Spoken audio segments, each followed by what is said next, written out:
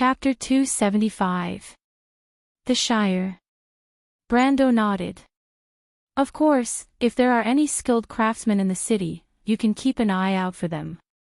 Brando thought for a moment, but he did not have much hope in this suggestion.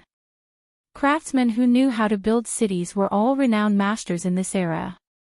Even Brando himself did not believe that a remote place like Abes would be filled with hidden talents. This was not a novel, and Bosley's incident was just a special case. But when Brendel said this, he could not help but feel a little troubled. That was true.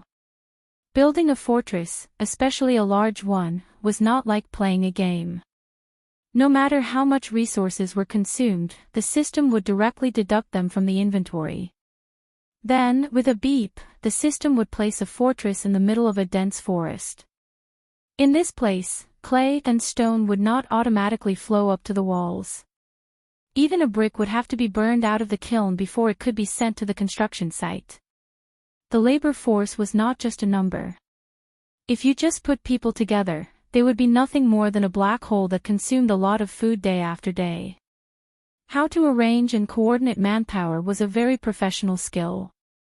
Although simply put, it was how to let 100 people exert the strength of 100 people instead of 50 or even less people. It was very difficult to do.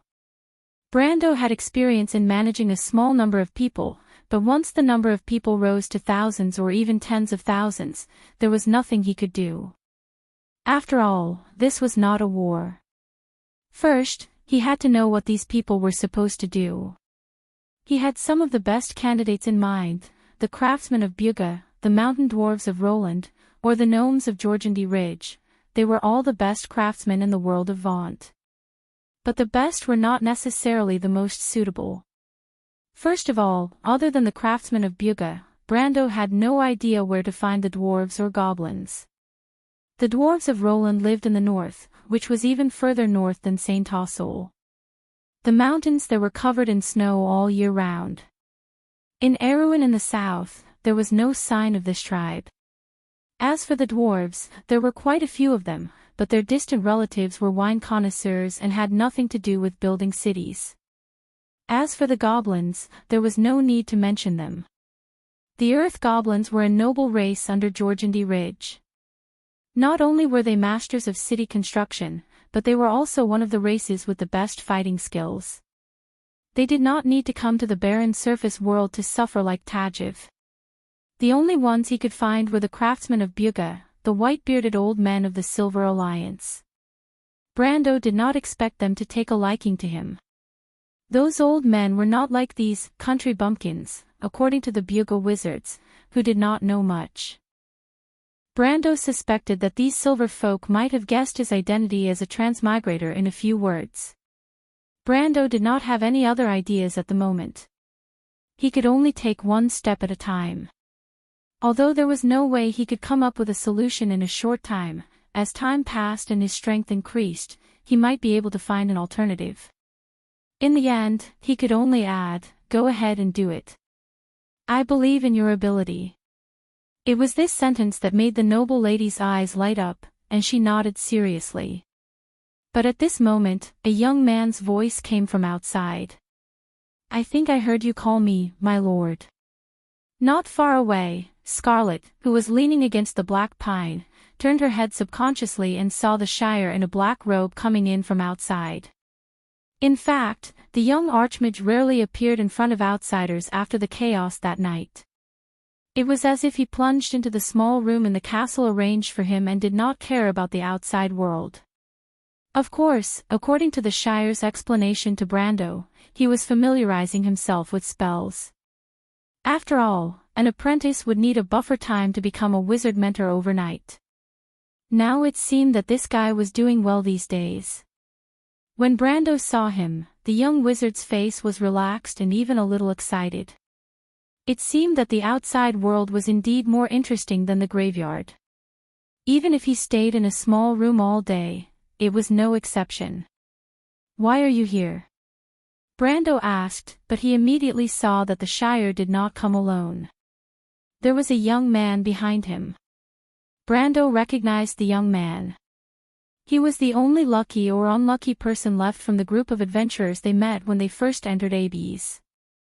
He was an apprentice who was a string magician. But this young man had been staying in the group ever since they killed Groudon, which puzzled Brando. According to what he knew, this young man and his companions were from noble families. Even though they did not have much power, they were at least descendants of nobles. With such a background, there was no need for them to fool around with these mercenaries.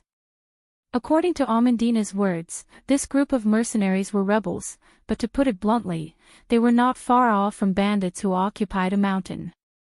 It could only be said that the real bandit group lacked people like him and the noble lady who understood the rules of the game between nobles. The Shire smiled and walked in front of them. He respectfully bowed to Brando. If an outsider saw a magus bowing to a noble in such a manner, their jaws would probably drop to the ground. But the young magus still greeted him meticulously, "My lord." In fact, his actions had already surprised the young man behind him. The young man who was habitually wearing a green-gray robe finally showed a strange expression and looked at the master and servant. Even though Brando was a gold-ranked swordsman, the Shire was not to be outdone. He was also a gold-ranked magus, but his status was much higher than a mere swordsman. It was the same even if Brando was a noble. Amandina, who was hugging the documents beside Brando, did not find it strange. She shook her head and acted as if she did not see anything. As for Metasha and Scarlet, one did not understand the etiquette of the humans in this era, and the other grew up in a mercenary group. Naturally, they did not have any knowledge in this area, so they were much calmer than the young man. "Actually, I'm here to ask for money," the Shire replied with a smile. He even scratched his head. You can imagine a magus scratching his head helplessly. This time, the corner of Scarlet's eye twitched, "But first, I'm here to give you money." "Give you money?" Brando was stunned. "Let's talk about money first, because I know my lord is always interested in bad news." The Shire immediately answered, "The thing you asked me last time, I thought about it, and it should be fine." Brando immediately reacted. Originally, he wanted this guy to form a spellcaster council similar to the Tower of Stars and Moons. After all, the Shire was now the leader of all the spellcasters in his territory. It was not impossible for him to integrate the uneven number of apprentices in the mercenary group. Even though it was a little unbearable to look at now, the future was still very promising.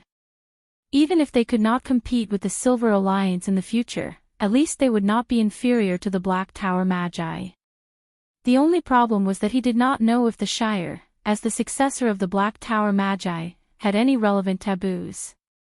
When the Black Tower split from the Silver Alliance, it almost led to a war. Brendel knew how strict the wizards were in keeping their knowledge of the world a secret.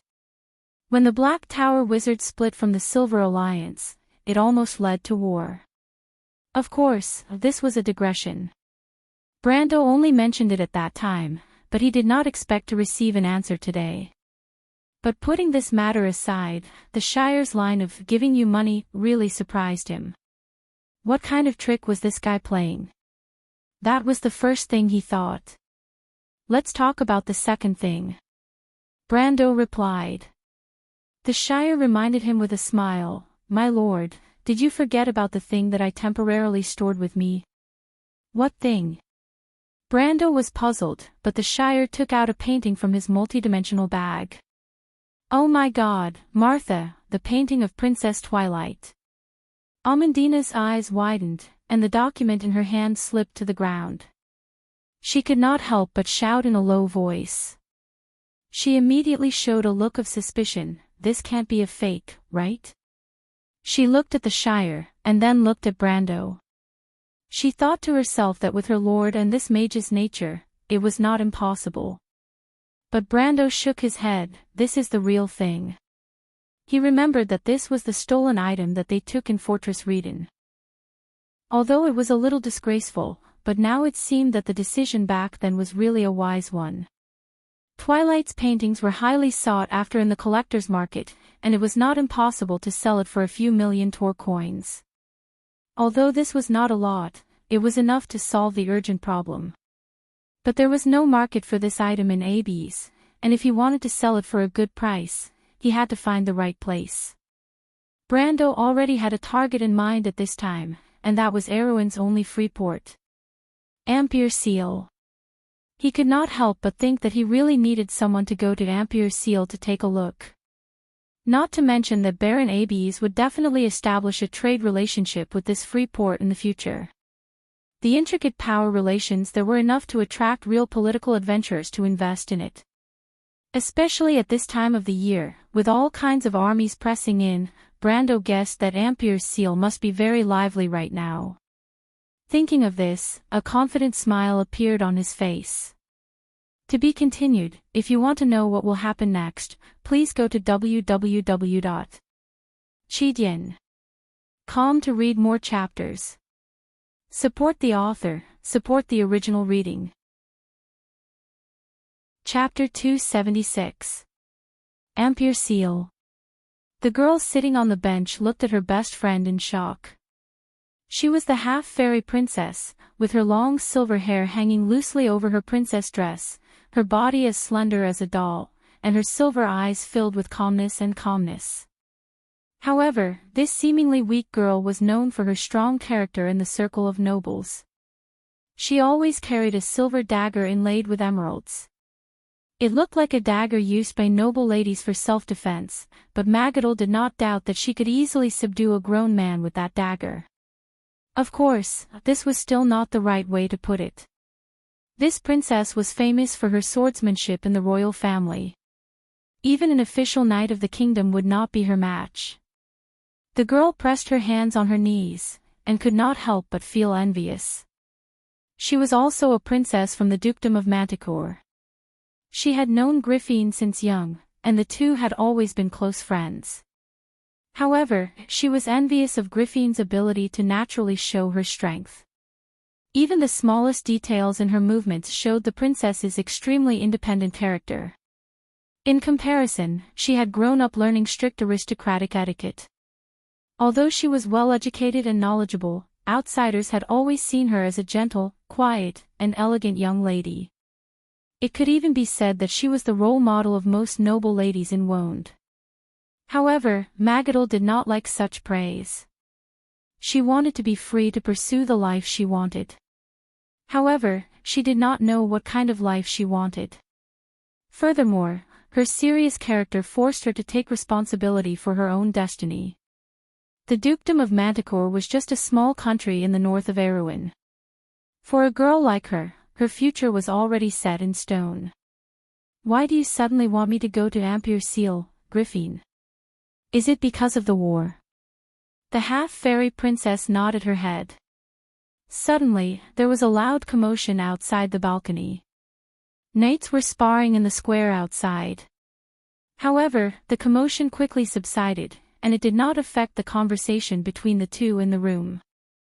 Has the situation become so tense? Magadol asked softly. What do you think, Teeny? My brother's actions are faster than I thought. The dukes have already formed an alliance. Although that old fox Erech is still hesitating, I think he will make a decision soon. The silver-haired girl explained unhurriedly, as if she was talking about something that had nothing to do with her. Maybe there is still a chance, Griffin. Magadol could not help but say. It's not that simple, Teeny. Erech has always been ambitious. He wants to stand with my dear brother, or stand with us. The half-fairy princess paused for a moment, and said faintly, I don't mind the marriage, but I am worried that it will harm Heureuse. Thus, the young girl sitting opposite her no longer spoke, but looked at her calmly. The two of them were close friends, and understood that the other would not be stumped by this little difficulty. Griffin would not be Erewhon's princess if she did. Actually, my main concern is Count Ranner, the silver-haired girl lowered her voice. If Duke Erech is like a dark cloud in the northern sky that can bring a storm at any time, then as long as the wind is blowing in the right direction, he may not necessarily be our enemy. He can also be our ally. But I suspect that Count Randner will draw his dagger at us from behind at any time. Magadel's brown eyes flashed with interest, and she suddenly said, I heard something that you might be interested in, Griffin. Go ahead, Teeny. The princess of the Manticore dukedom leaned closer to Griffin. I have a friend who just sent me a magic letter from Count Randner. He said that Count Randner seems to be in some trouble, and there are some rebellions in his territory. I think he might not have the time to care about things outside of his territory for the time being. Is it a friend from the Holy Cathedral? The half-fairy princess asked seriously. Magadel nodded slightly. The silver-haired girl looked at her close friend seriously. Even though she did not have any elven blood, her beauty was not inferior to her own. However, they were completely different. Her soft golden hair seemed to be plated with a layer of holy radiance under the soft light, setting off her quiet and gentle face. It wasn't without reason that this young girl was called the Frowning Angel, although such beauty was extremely rare among humans. Griffin could not help but think of an ancient human kingdom's queen. But the queen's fate was too tragic, and this made her frown slightly as she shook her head and threw the thought out of her mind. Magadel herself was an extremely devout believer, and she was very close to the Holy Cathedral of Fire. At the same time, she also maintained a very good personal relationship with many of the priests in the Holy Cathedral. Because of her close relationship with the Holy Cathedral, she was jokingly called the Nun Princess by many nobles. The high priest of the Holy Cathedral had publicly praised this girl's devotion to her faith, and it was also because of this that the Nun Princess was not harassed because of her beauty. This was because the reality was often like this. Between royal authority and divine authority, the former made people yearn for it, while the latter was more revered. Teeny, do you remember a joke we heard when we were learning about royal etiquette? The half-fairy princess suddenly asked. In Erewhon, there is no lord who does not deal with a rebellion or two. Otherwise, he is not a true lord. Magadel smiled slightly, most likely because Griffin's words reminded her of the carefree days of the past. It's actually the same everywhere, Griffin. Yes, the silver-haired girl nodded, so don't put your hopes on others. Let's just hope that Count Randner will be flustered for a while. But we still have to do what we have to do. Then what can I do, Griffin? I hope that you can use your relationship with the Holy Cathedral to persuade the merchants of Ampere Seal to reject the Alliance's request. The half-fairy princess replied, Teeny, the free port is under the protection of the Holy Cathedral.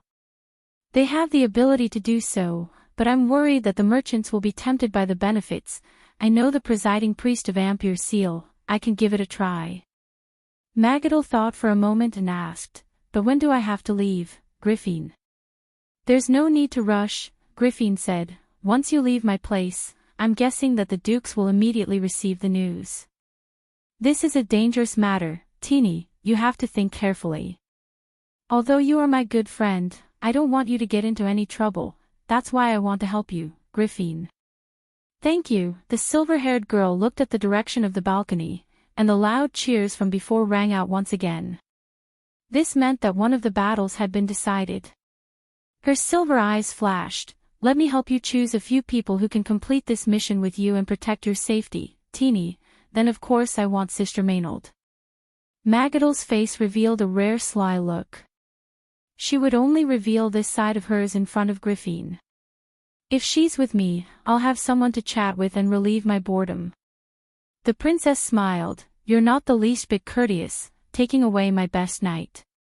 But since that's the case, I can only reluctantly part with her, but you have to take good care of Sister Maynard, her temper is much worse than mine. Of course. Magadel blinked. In reality, the three of them were close friends who had known each other since they were young. They understood each other's personalities the best. Although Maynard was born with a cold temperament, she was not someone who would throw a tantrum at others. At this time, cheers rang out from outside the balcony again, drowning out all the sounds in the room. This time, it was different from the previous times. The cheers did not stop for a long time, and the two who were familiar with all of this understood that this meant that the final stage of the night tournament was about to begin. The half-fairy princess was distracted by the cheers. She raised her head, her silver eyes sparkling. After a while, she opened her mouth. "Let's go, let's see which outstanding young people are lucky enough to be with Teeny." Magadal smiled and nodded. The second round of the tournament was about to begin. Freya's palms were sweaty, and her heart was pounding. If the audience outside the balcony could take a closer look at the face of this girl from Butchie, they would definitely notice that her face was as red as a ripe apple. She was panting heavily, sweat dripping down her sharp chin, and the back of her uniform was already soaked. The consecutive battles had taken a toll on the future Valkyrie's stamina. She had defeated many opponents along the way and had attracted the attention of many people. As a new member of this batch of young students, her performance could be said to be outstanding. However, Freya knew that she was not the only one like this. On the other side of the balcony, Breton and 3 other students had also become the most dazzling existences of this batch of young students. She wiped the sweat off her chin with her hand. Compared to them, she could be considered as the least outstanding one. In the previous battle, Breton only used 3 moves to defeat his opponent, a member of the Knight Reserve who was 1 level higher than him. When Freya saw this scene, she realized that the impulsive and immature youth in the past had become much calmer and more mature. His swordsmanship had also improved to such an extent. Freya could almost imagine Breton's amazing talent shining brightly on his sword. He had found his place, and this was the best stage for him to show off his skills. However, compared to him, she was still a little confused. To be continued. If you want to know what will happen next, please go to www.chidian.com. There are more chapters. Support the author, support the original reading. Chapter 277. Freya knew that she did not have that kind of talent. Ever since she was in Butchie, she used her unyielding personality to make up for the difference. She put in a lot more effort than others, and slowly made up for the difference between people. But things were not as simple as she thought. As time passed, Freya gradually realized that the difference between people was not something that could be made up with hard work. Just like in this academy, there were too many capable people, and she was simply insignificant in this crowd. She was like a tiny firefly under the bright moon, and the little bit of pride she had in Butchie had completely disappeared. In front of her was a knight student from the upper year. He had the strength of a middle silver-ranked knight, and was on par with Breton. In fact, if this competition did not limit the strength of the participants to the peak of iron-ranked, she would have already fallen to the ground. But even so, she could feel her hands trembling as she gripped her sword. The upper-year student who was frowning was also carefully circling around her. Freya's tenacious fighting style had caused him to suffer quite a bit. The annual championship competition of the Royal Cavalry Academy had a rule that everyone complained about. There was no time to rest between matches, and everyone had to pay the price for wasting too much energy in the previous battle. It was said that the founder of the academy set this rule to let the students understand that no enemy would give them reasonable rules on the battlefield. They had to learn to conserve their energy, and only then would they be able to survive longer on the battlefield. The original intention of the Royal Cavalry Academy was to send the best military talents to this ancient kingdom. In times of peace, the students who graduated from the academy were all trained as middle and high-ranking officers. Those who graduated with excellent results were even selected to enter the Royal Knights Regiment the moment they stepped out of the academy's gates. Thus, there were many people who reached the heavens in a single bound. Just like this annual championship competition, the Knights competition was carried out using a point system. Students of different years would be able to obtain a corresponding amount of points by fighting, and a cruel elimination system was implemented. Only the person who stood at the end would receive the highest honor of the academy, the title of a champion knight. And after the champion knight was decided, the best knight of each year would be selected based on the points. Basically, these people could be branded with the mark of nobility. Even though this system was not very fair, but it was a true reflection of the life and death struggle on the battlefield. Just like a famous quote from the founder of the Academy, luck is not only your strength, but it is also one of your greatest reliance. This sentence was the most appropriate to describe Freya. She was only an iron ranked, and this speed of improvement was considered rare for a normal person. It could be said that it was the greatest affirmation of her hard work, but in this situation, Freya felt that she did not have any extra strength to react to her opponent's movements. She could only barely keep up with the other party's circling movements and pray that luck would favor her, or perhaps a miracle would be more appropriate at this moment. Her opponent seemed to have noticed this as well. After carefully confirming that she was not deliberately deceiving him, the senior student decisively launched an attack. The sword came from the back of her right side, which was the hardest to guard against. Freya did not think much of it, or rather, she did not have the strength to think much. She raised her sword. It was almost an instinctive action, but as if she had a mind of her own, she let the opponent's sword pass through the handle of her long sword. She felt a burning sensation on her hand, and her opponent was slightly stunned. Freya did not even think about it and twisted her hand, pulling the sword from the handle of the cage. While he was still in a daze, she went up to him and elbowed him in the chest. The student was sent flying, but when he got up again, Freya's sword was already on his neck. "What kind of swordsmanship is that?" the student asked as he got up. He saw the bright red blood dripping down from the girl's hand, and it was somewhat dazzling. Freya did not answer. In fact, she was a little confused. The last move she used just now was obviously a move that she remembered Brando had used before. When she first saw Brando use it, she did not think it was very exquisite, but now that she thought about it, it was very practical. But she thought that if it was Brando who used it, she would not have hurt her hand. "I admit defeat." The senior student who was sitting on the ground was stunned for a moment, and finally raised his hand. Then, Freya saw the female knight, who was the referee, walk in. As usual, the latter separated the two with a cold face, and then turned to look at her. "I heard that you have been on the battlefield," Maynard asked in a cold voice. Freya noticed that there was a trace of deep suspicion in her eyes. She rarely saw unnecessary emotions in those dark eyes, as if the female knight was always wearing a cold mask. But at this moment, the mask was a little loose. The girl was a little confused, but she still nodded. In the Royal Cavalry Academy, there was no one who dared to go against this senior. "Is it related to Madara's undead?" "Yes." "The swordsmanship you used just now, can you still use it again?" Freya hesitated for a moment. She felt that she was about to faint. But Maynard also saw her embarrassment and did not insist. Instead, she said, "That move just now had the shadow of Erwin's military swordsmanship, and it was not the same as the knight's swordsmanship taught in the academy." "I heard that you were once a militia." Freya nodded again. "But no matter if it is the militia's swordsmanship or the guard's swordsmanship, it is not a straightforward killing move. It is more like the real Erwin's swordsmanship."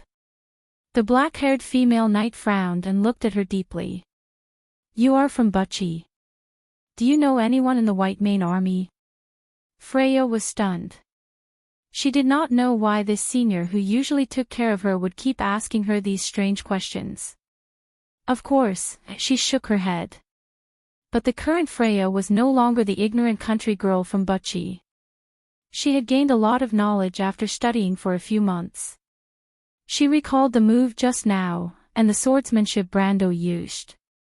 It seemed that they all had one thing in common. To put it simply, it was concise.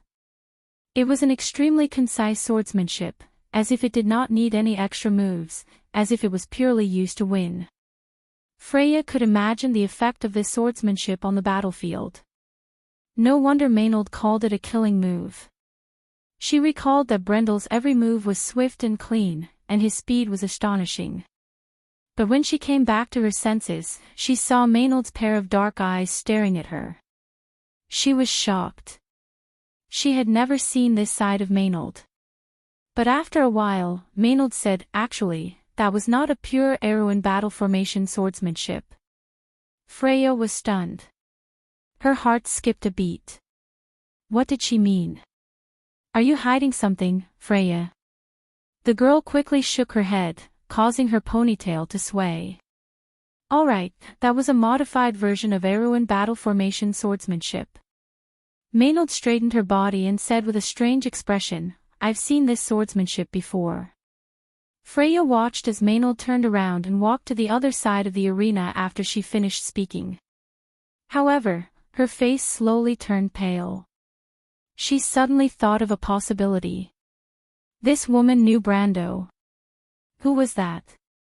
The half-fairy princess turned around. Who? The student who won just now. Magadal looked at the crowd below and said, "I saw Maynard talking to her for a while. She seemed to be a girl." Griffin followed Magadal's gaze and understood. "That's Everton's daughter." The silver-haired girl sighed. "Unfortunately, it seems that she did not inherit her father's talent. Although she is already very good, she is not the best in this batch of students. Compared to her father, she is still far behind." "Griffin, that's because the quality of this batch of students is too good." Although the nun princess was not an expert in swordsmanship, her wisdom and experience made up for the gap. "That young man called Breton, and the other two people, I've heard you mention them more than once." The silver-haired girl smiled. "Yes, Lady Martha is still protecting Erewhon." She continued, "I'm going to pick out the best students from the upper and lower grades to go with you to Ampere Seal, Teeny. Both Oberway, and I think it's necessary to train the students in this cohort.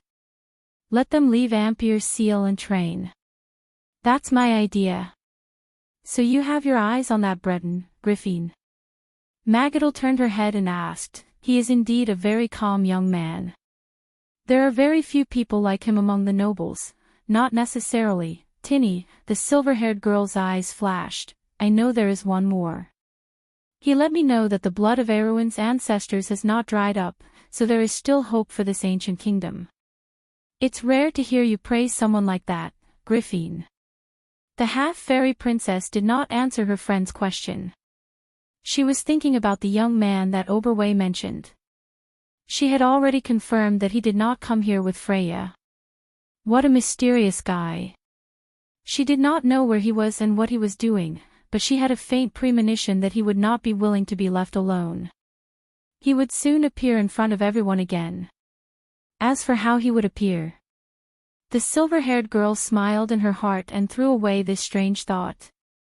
To be continued. If you want to know what will happen next, please go to www.chidian.com to read more chapters.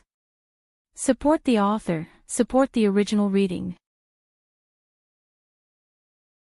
Chapter 278. Along the banks of the Gree River, the sky was gradually brightening.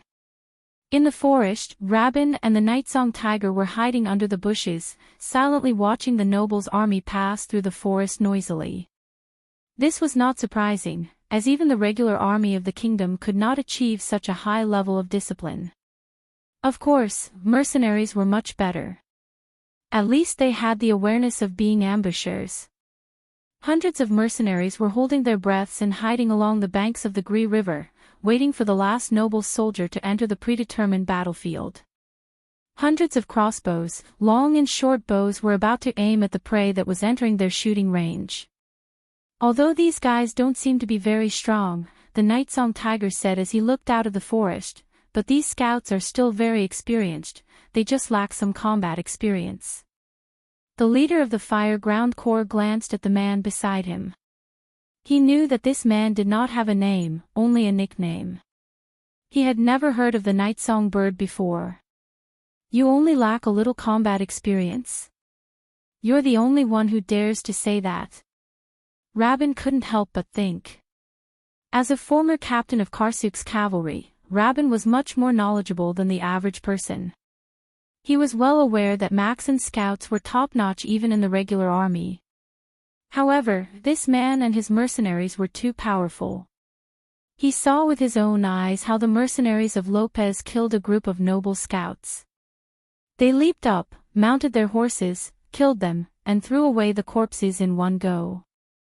The corpses of the noble scouts were still lying in the forest, with only their body temperature left. However, the dead could not stand up and complain about the words of the mercenary leader. The former captain of the cavalry could not help but feel a chill run down his spine. That level of courage and tacit cooperation made him wonder if these guys were really mercenaries. And this guy was only the young lord's servant. He probably wasn't even a knight. Of course, Rabin could not guess who Brando was, but that did not stop him from making a judgment. As a veteran captain of the cavalry, he was more observant than most people when it came to details. When Brando captured Grodin, he already knew that this young man was extraordinary before Jutta and Cornelius. At the same time, he was also the first to suspect Brando's intentions. A noble like Brando did not need to come to such a remote place, right? So what was his purpose?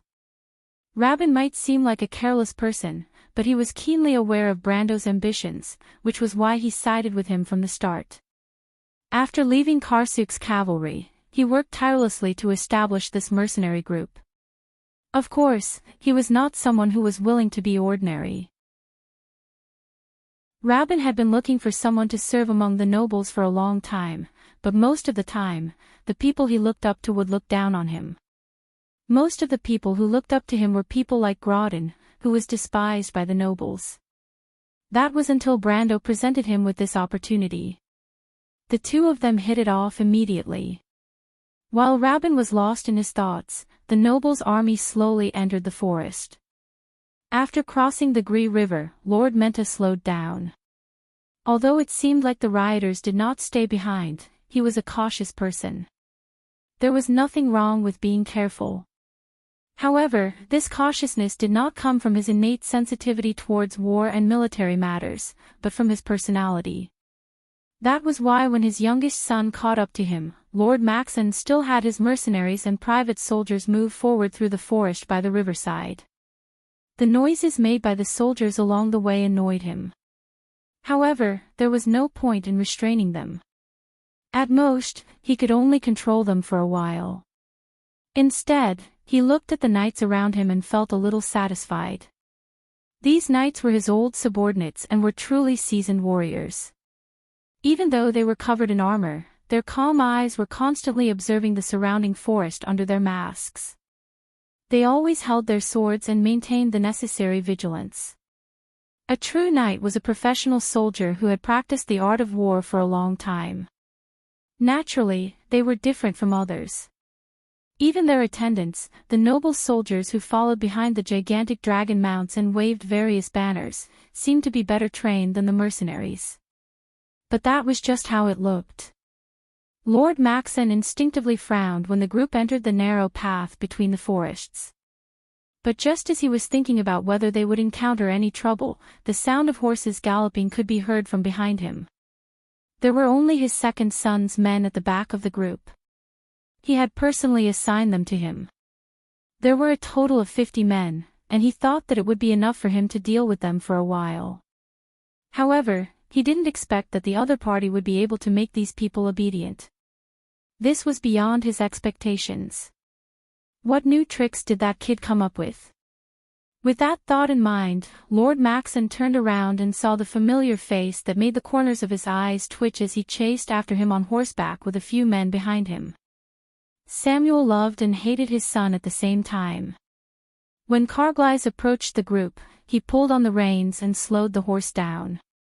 The young man stood upright on the horse in the most standard knight posture, like a straight sharp knife. He casually pushed the messy hair on his forehead to the side and let out a sigh. "Father. What's wrong?" The young man smiled shyly and asked, "Father, how long has it been since the scouts came back?" Lord Maxon was startled as he realized the problem. However, he did not want to admit it and asked in a displeased tone, why do you ask? They're only a little late. They might have gone too far. You know that my men always have too much energy. Carglass raised his head and glanced at the forest. Not necessarily, he said casually. You little bastard. Lord Maxon cursed in his heart. What are you trying to say? Carglass couldn't help but chuckle as he stared at his father with a strange expression. Everyone says that Lord Maxon is a cautious person, but that's not necessarily the case. Before he could finish his sentence, he noticed that Maxon's expression was getting darker and darker. But father, aren't you a little too bold? You knew that there was a problem with the scouts, but you still allowed the army to enter the forest. Carglass quickly changed his words. Although that was what he said, he didn't seem to be worried at all. After all, their opponents were just a bunch of rioters. No matter how strong they were just a bunch of mobs. The young man thought highly of himself and naturally did not put Brando's mercenaries in his eyes. Of course, if he knew what kind of danger was lurking in the forest, he would not think that way. Since when did you have the right to lecture an old man like me? Lord Maxon interrupted him. You weren't even born when I was fighting. Yes, father. Let's stop the army first. Lord Maxon looked around and was a little worried. But at least he found a way out. He raised his hand and the messenger immediately passed down his order. After a short commotion, the army stopped. But once they stopped, Carglass immediately noticed that something was wrong before the experienced knight. He raised his head and looked into the forest, frowning deeply. It was not only him.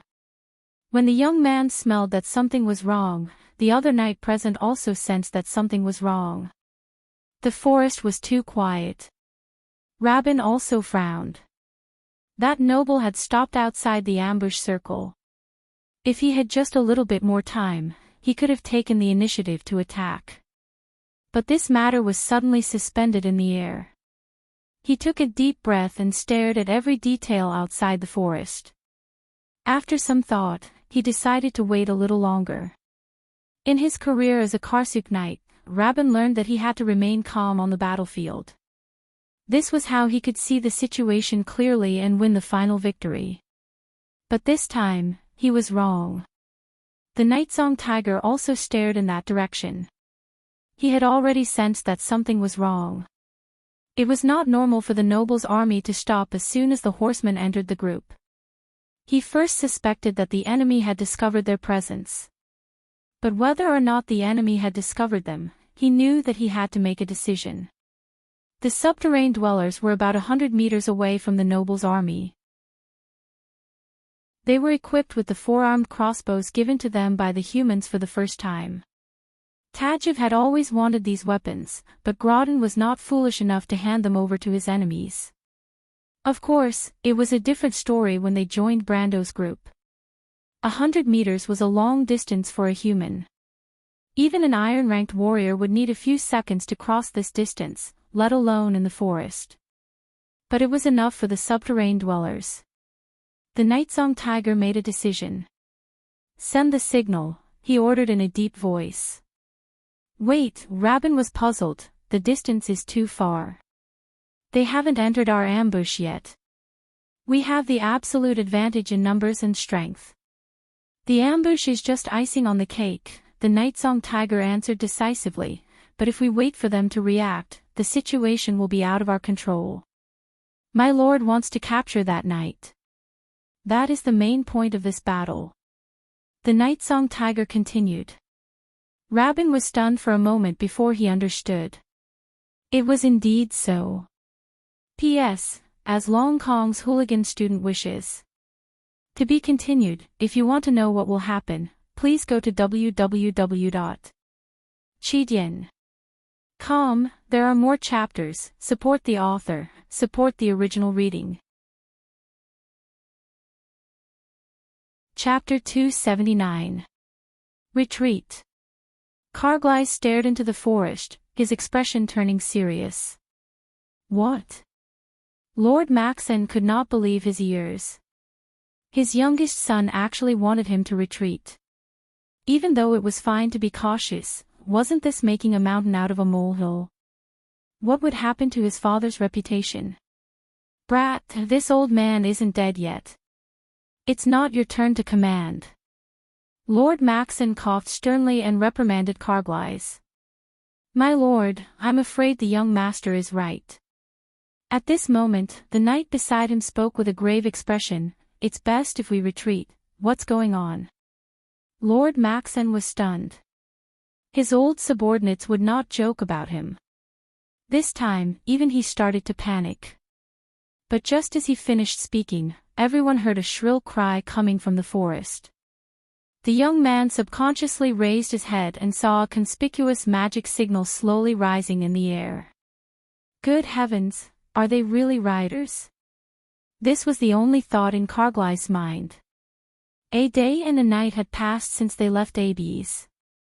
Beyond the blue-black peaks, the party stood on the summit, and the view extended in all directions with the earth. The fields formed a green checkered rag, which stretched away through the winding valleys. Brando did not expect Mount Greyheart to have such a scenery and could not help but be startled. That's Schaflund. Jana looked down the mountain path. Red roofs dotted the forest like stars in the sky. They gradually became denser, forming a settlement. The small town was sleeping peacefully in the mountains. It was close to noon, but they had already arrived. Although Seal's words before he left opened up a whole new line of thought for Brendel. As a free trade port, Ampere Seal was a place full of gold, and he didn't only have Ramona in his hands. Not only did he have Ramona's paintings, but he also had a future master alchemist. Coupled with the experience he brought from the game, it would not be difficult for him to earn a bucket of gold from the free trade port. Even though he had to go to Ampere Seal, Schaflund's silver mine was also a long-term matter. Thus, Brando did not change his plans and came to this mining town in the mountains. How beautiful! Scarlet muttered when she saw this scene from behind. At this moment, the bushes behind them rustled as mercenaries came out of the forest one after another. There were a total of 27 of them, each of them steady as they looked around with sharp eyes. These people were all at least at the peak of iron rank, and they were all elites under Yutta's command. In order to gather enough people, the female mercenary leader had even borrowed quite a few people from other small mercenary groups. To be honest, Brendel was taken aback when he saw them. The peak of the iron rank was already at the threshold of the silver rank. These people only needed to be trained a little and they could become masters of their own. Even a well-trained knight could not compare to them. But compared to his own luxurious lineup, these people paled in comparison. Not to mention Brando himself, everyone here knew that the two girls beside the young lord were golden warriors. There were also two silent attendants. They were actually angels, but their snow-white wings were too eye-catching, so Brando asked them to keep them. They were also lower silver rank. To Brando, it was too wasteful to summon holy angels after shuffling them into his deck. Although he did not have a lot of cards in his deck, it was still easy to draw this card. However, Brando did not have an effective way to replenish his light EP, so he simply left the two angels outside. He would rather spend one light EP per day since he did not need to use the resurrection cards for the time being. He was thinking of throwing the two angels back when he only had 5 light EP left.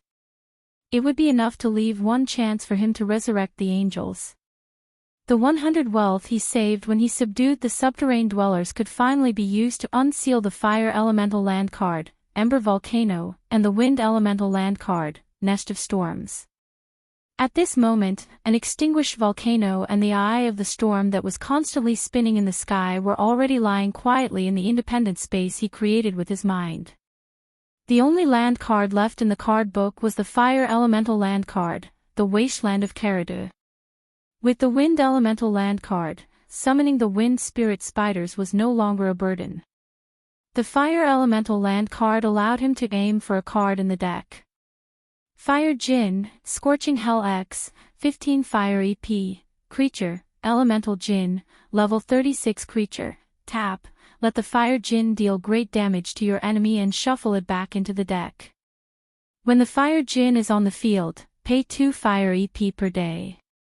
On the Scorching Earth, the Fire Djinn always makes its enemies tremble in fear. Purchase requirement, pay 50 Fire EP. The purchase of this card required Fire EP and not wealth. This was extremely attractive to Brando, who urgently needed wealth to unseal the resource cards of fate. Although 50 Fire EP was a little too much for Brando's Fire EP pool, which only had 37 slots, it did not matter. As an elementalist who leaned towards the fire element, all he needed to do was to practice his fire element spells and his Fire EP pool would slowly expand. Fortunately, when he was leveling up his elementalist, the initial spells he chose were all fire element spells. Fire Arrow and the like did not consume too much of his mana. Apart from that, another card that he had planned for a long time entered his vision. Silver Swallowtail Flag, Guild of Light 7, 12 Earth, or Water, Treasure, Fantasy Wonder. When the Silver Swallowtail Flag is on the field, all creatures on the field have their upkeep cost reduced by 1. If there are multiple upkeep costs, choose one of them. Tap to select a card and double the amount of wealth it produces. Flowing Silver, purchase requirement, pay 100 wealth. Brendel had been drooling over this card for a long time, and he even hesitated for a long time on whether it was the land card or this card. It was only when the Shire gave him a suggestion that he made up his mind. No matter what, a planeswalker's power was based on the Earth cards. What are we going to do next? Scarlet rested her halberd on her shoulder and looked back at Brendel. Brendel could not help but worry that the girl's small shoulders would not be able to bear the weight. Before Brando could say anything, the mercenary leader spoke first. Schaflund is a small town that developed because of the silver mines. Most of the people living here are miners. The prosperity here is based on the basic necessities of the miners. There are many shops and inns in the town. There are inns in a place like this. The red-haired girl interrupted her. It's not strange. Schaflund is also the furthest place in the Greyhar Mountains. There are many adventurers who visit this place. It's rumored that there is an open-air silver mine in the forest. Many people who come here dream of getting rich. An open-air silver mine. The Roman's voice came from behind them. Is there really such a thing? Everyone turned around and saw Romaine was the last one to come out from the bushes. She was still holding onto her skirt to prevent it from getting caught on a branch. But this time, she did not come out alone. Brando had asked her to come with him. There were many accounts in Schaflund's silver mine. It was good that she was self-taught. Other than Amandina, only the Roman knew how to read these accounts. It is said that there is an open-air silver mine in the forest. Some people have seen it before, and some have even made a fortune from it. But that is only a small number of people. Most people return empty-handed. Yuta replied. Even so, there are still so many people coming here. Scarlet was puzzled. I heard that there are several inns here. People will only see a small number of successful cases. Brando looked down at Schaflund and continued. Even though Yuta felt that the grammar of Brendel's words was a little strange, she had to agree that it was the truth. She nodded. My lord is right. What's more, those adventurers who made a fortune just threw their money on the gambling table and lost it all in the blink of an eye. Things that come easily will be thrown away easily. Medisha's voice was soft and gentle. She used an ancient elven proverb to describe the situation. Everyone couldn't help but nod in agreement. But the Roman expressed a different opinion. If there are people who made a fortune from this, then it must be real, right? She seemed to be unable to forget about the open-air silver mine.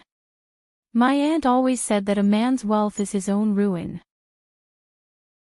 This kind of thing will definitely attract the attention of the nobles, right? Even Count Randner's subordinates would be tempted by the open-air silver mine. But no one who discovered the open-air silver mine went into the forest to find the vein. Yuta shook her head. This is also the mysterious part of the forest. The Roman's eyes widened. It was obvious that she was extremely curious about this matter. Scarlet swung her flame-like ponytail and pouted. Gods and ghosts, most of them are fake. Those who made a fortune might not necessarily have discovered the open-air silver mine. Maybe it's just a rumor. That's a possibility. Brando thought of another possibility, but he intended to return to the main topic. But let's talk about our plan first. Yuta, you're the most familiar with this place. Tell me what you think. My lord, 2 miles northeast of Schaflund is the mining area. Every morning, the workers will go through a specially open mountain path to enter the mining area. There are many towers along this path, and there are also light cavalry patrolling the area. It's impossible for us to walk in openly. Is that the only way? Brando asked, with our skills, how likely is it that we can sneak in through the mountains? It's not impossible, Yuta thought for a moment, but I heard that the guard captain of the mining area is a gold-ranked swordsman. Brando nodded. It would be strange if there's no expert in this place. After all, the highest defense officer in the mining area is a sword saint who has awakened his elemental energy. That's good, he replied. Compared to the heavily guarded mining area, entering Schaflund isn't a difficult task. There are quite a lot of people here, so we won't attract too much attention if we split up and enter separately. Everyone, remember to bring your own funds and check in at the inn. Brando looked at the sky. We'll gather again in the evening. Have you memorized the marks we agreed on? Everyone nodded in agreement. Then let's move out. To be continued. If you want to know what will happen next, please go to www.cheatyin.com to read more chapters. Support the author, support the original reading. Chapter 280. In the center of Schaflund, there was a tavern called Forest Trout. The owner of the tavern was an ordinary middle-aged man, but the ales sold there tasted really good and attracted a lot of regular customers. Most of them were local workmen, who worked 6 days a week, and could come back to town on Sundays to relax.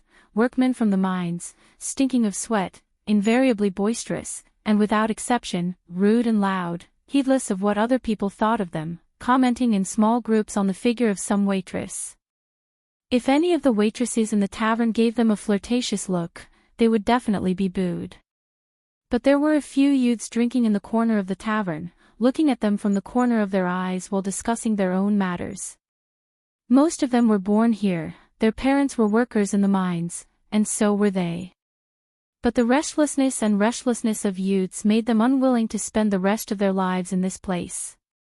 They discussed with each other and decided to leave this place and explore the outside world. But they were born in this town, and the furthest they went was the nearby forest. At most, they could only guess what the outside world was like from the words of the adventurers outside. The youths discussed for a while, and just as they were about to set a time, they heard a cold snort coming from beside them.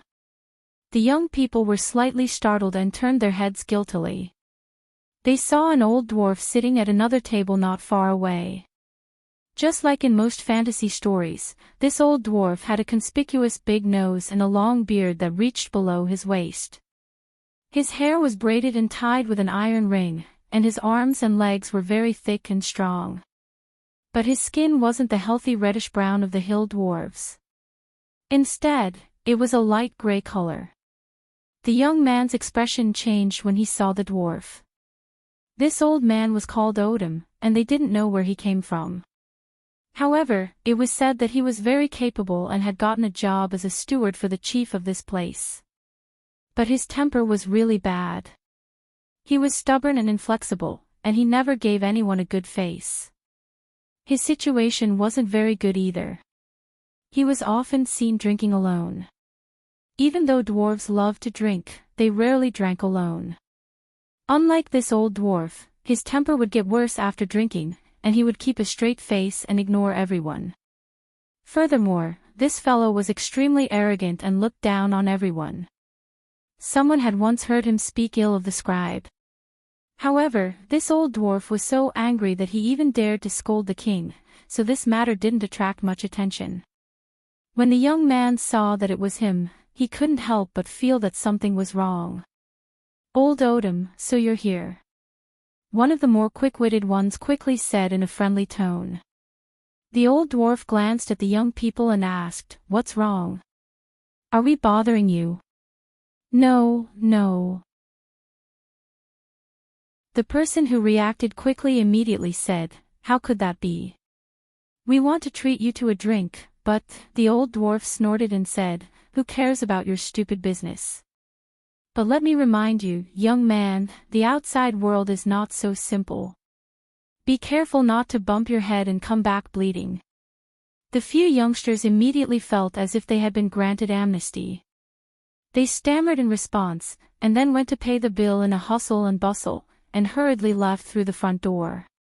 When they left, they couldn't help but curse their bad luck. Why did they meet this old man?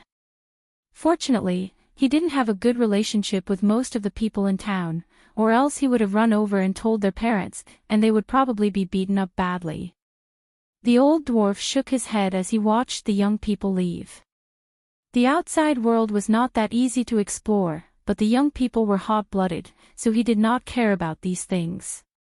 Just as the old dwarf was about to lower his head and drink some wine, he was startled.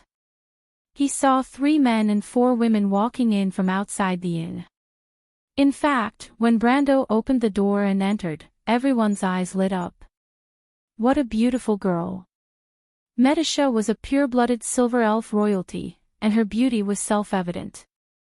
Although her body hadn't fully matured, and she had a delicate temperament, she attracted the attention of others. Roman and Scarlet were not to be outdone either. The merchant girl always had a unique temperament that made people want to take a second look at her, and her pair of dark eyes played an important role.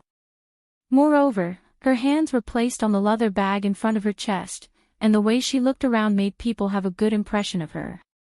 Scarlet's amber eyes were like burning flames that attracted people's attention. When the girl entered the bar, she couldn't help but frown slightly. The tip of her eyebrows raised, and there was a dangerous aura about her that kept people away. The lightning spear was disassembled into 3 parts and tied to her back. The girl raised her head slightly, letting her long red ponytail hang behind her back. She looked around with a vigilant expression. However, the one who caused a commotion among the guests was Yuta, who didn't stand out as much in terms of appearance. The female mercenary group leader's tall and voluptuous figure caused everyone to subconsciously whistle when she entered the hall. A few gazes even landed on the group leader's towering chest. Yuta didn't mind and only snorted coldly. Brando couldn't help but chuckle. He had often seen such a scene in fantastical stories. It could even be said that the various inns were one of the most important places in such stories. Adventurers discussed their plans in low voices, rude guests played drinking games, and the sound of flirting with the barmaids could be heard. It would be perfect if there was a poet. With such unrealistic thoughts in mind, Brando turned around. The owner of the bar was already waiting for him. He was just an ordinary middle-aged man, but from the looks of it, he could already see the hierarchy of the group. When the men, whose lower body dictated their thoughts, looked at the women, the middle-aged man paid more attention to the details of the temperament that exuded from Brando's group. Although the 2 angelic attendants behind the young men had picturesque features, the middle-aged man's gaze didn't linger on them for long. As the owner of this crowded bar, he had long been trained to see people differently from the average person. Especially the confidence of a modern person in Brando. He was very similar to the descendants of nobles who were born in prominent families and had received good education since young. Therefore, the middle-aged man could tell the young man apart from the others at a glance. This is a noble young master, the owner of the bar thought. He forced a smile on his face and unconsciously spoke in a more respectful tone. Is there anything I can help you with? Brando looked up and saw a wooden board with the types of wine for sale hanging in front of the wine rack. He pointed at the most expensive wine on the board and ordered a glass. Of course, Brando wasn't interested in the wine. He was just putting on an act. Other than Medisha, the other ladies ordered a fruit wine that was slightly sweet and slightly sour. Spirits didn't need to eat, so the silver fairy princess just stood quietly behind them. Scarlet noticed her and whispered, "Can't you eat?" Medisha was taken aback and shook her head, "It's just not necessary." "Then let's try it." The girl fiddled with her long ponytail, "If we don't order anything here, we'll be too conspicuous." "No," Roman's voice cut in and said seriously, "a real lady won't eat anything in a messy place like this." Scarlet saw the merchant girl holding a glass of fruit wine with both hands and rolled her eyes. "Aren't you drinking too?" she asked in annoyance. "I'm not a lady to begin with." Roman widened her eyes and answered matter-of-factly. When Medisa heard the conversation between the two, she could only chuckle to herself. As for the two angelic attendants, they ignored the chatter of the girls and followed behind Brando expressionlessly. This allowed the middle-aged man to confirm who was the female companion and who was the attendant. He looked at the few of them and asked with the keen eyes of a businessman, "Are you from the outside?" Scarlet stopped and raised her eyebrows alertly. Brando knew that there was nothing to hide. Although these people were not local, they had seen a lot of people in the town. They might know all the locals in the town, so deliberately hiding it would only make them suspicious. He simply nodded. "Let's try our luck." Brando didn't tell the truth. The middle-aged man thought that they might be the children of a noble who left home to play. This kind of person was not uncommon in Erewhon, but they were usually the descendants of nobles with a certain amount of family background. "So you're going into the forest, do you need a guide?" He thought for a moment and asked. "The service is very good." Brando thought that the glass of the most expensive wine in his hand was effective. A place like this was a place where information was circulated, and the owner often sold information on the side. However, most of the information was based on hearsay, and there was no way to determine whether it was true or false. The only good thing was that the price was also included in the cost of the wine. "I won't charge you an extra cent." Brando ordered the most expensive wine in the restaurant, and the middle-aged man was naturally very attentive. However, Brando still shook his head. "I don't need a guide, but I want to ask, what's the situation in the forest?" "The town's surroundings are not dangerous, but you will encounter wild beasts and possibly monsters if you go deep into the forest." The middle-aged man replied, "Also, there's a mining area to the north. If you go that way, you might encounter patrols from the mining area. It won't be good if you're caught as someone with bad intentions." As if afraid that the young man would not know the immensity of heaven and earth, he hurriedly added, "Although this is Tonagel's territory, the owner of the mining area is actually Count Randner." "Oh," Brendel said. He lowered his head and took a sip of the wine. The spicy taste went straight from his tongue to his throat, and then back into his nose. The young man almost coughed violently. Brando frowned. He was not a good drinker, and it was not a wise choice to pretend to be like this. With great difficulty, he suppressed the taste in his mouth. He had already made up his mind not to touch this thing in the slightest. At the same time, he raised his head and asked in a roundabout manner, "Since that's the case, what places should I avoid?" "Don't go north," the innkeeper replied. "As long as you don't go north, there won't be any trouble." "But if I don't go north, how will I find the legendary open-air silver mine?" Brando purposely frowned. The middle-aged man glanced at him and thought, as expected, he's here for this. Translator, Endless Fantasy Translation Editor, Endless Fantasy Translation. P.S. Recently, there have been Doomsday cult followers roaming the book reviews section again. Chapter 281. That's hard to say. The innkeeper lowered his body and whispered to them, "But if you don't lack money, you can try looking for a few famous adventurers. Those adventurers have been to the forest many times and have even drawn a map of the area. A map? It's worth a lot. Brando nodded and asked about the local situation. It was mainly about the work and rest of the workers, as well as the patrol time of the soldiers in the mining area. Of course, he was pretending to be an adventurer. As for the owner of the inn, he saw him as a noble who did not know the immensity of heaven and earth and only wanted to have fun. Both of them did not mind the misunderstanding, and the conversation went on harmoniously. Brando did not waste much of his time. After a short while, he turned around and saw that the ladies had found a seat in the hall. Brando looked at them and was about to walk over, but he stopped. A dwarf stood in front of him. "Please make way." The drunk Odom squinted his small eyes and could barely see the young man in front of him.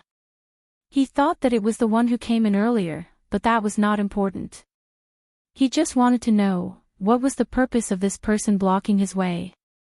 The old dwarf shook his head and wanted to figure it out. But Brando did not know whether to laugh or cry. It was as if the road was 10 feet wide, but the damn dwarf insisted on standing in front of him and saying that he was blocking his way. But he did not have the time to cause trouble here, so he hesitated for a while and stepped aside. But at this moment, Brando was stunned. The dwarf's face was red, and Brando thought that he was just a common hill dwarf. But after looking at him for a while, Brando noticed that the dwarf's skin was light gray. The young man's heart thumped heavily. A rune dwarf. He almost thought that he was still asleep and wanted to pinch his cheeks to confirm whether he was drunk or the dwarf was drunk. The rune dwarves were not as prominent as the silver elves in Wone's history. They came from the underground of Jorgandi Ridge, just like the cavemen. But they were different from the ordinary people of the underground. They were the silver folk that had disappeared long ago. Legend has it that the rune dwarves were wiped out in the war before the end of the Age of Chaos. Another legend said that the rune dwarves had a city on the other side of the Mercury Sea. But no matter which one it was, Brando did not expect to see a living rune dwarf here. That's right, their light gray skin was their most prominent feature. Other than that, there were no other dwarves in the world with such skin color. These dwarves from the Silver Age were the builders of the Steel Plains. Their architectural skills were on par with the craftsmen of Bugha during the Age of Chaos. However, the rune dwarves were not satisfied with this evaluation.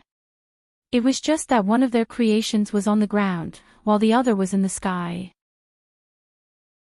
They had never had the chance to compete.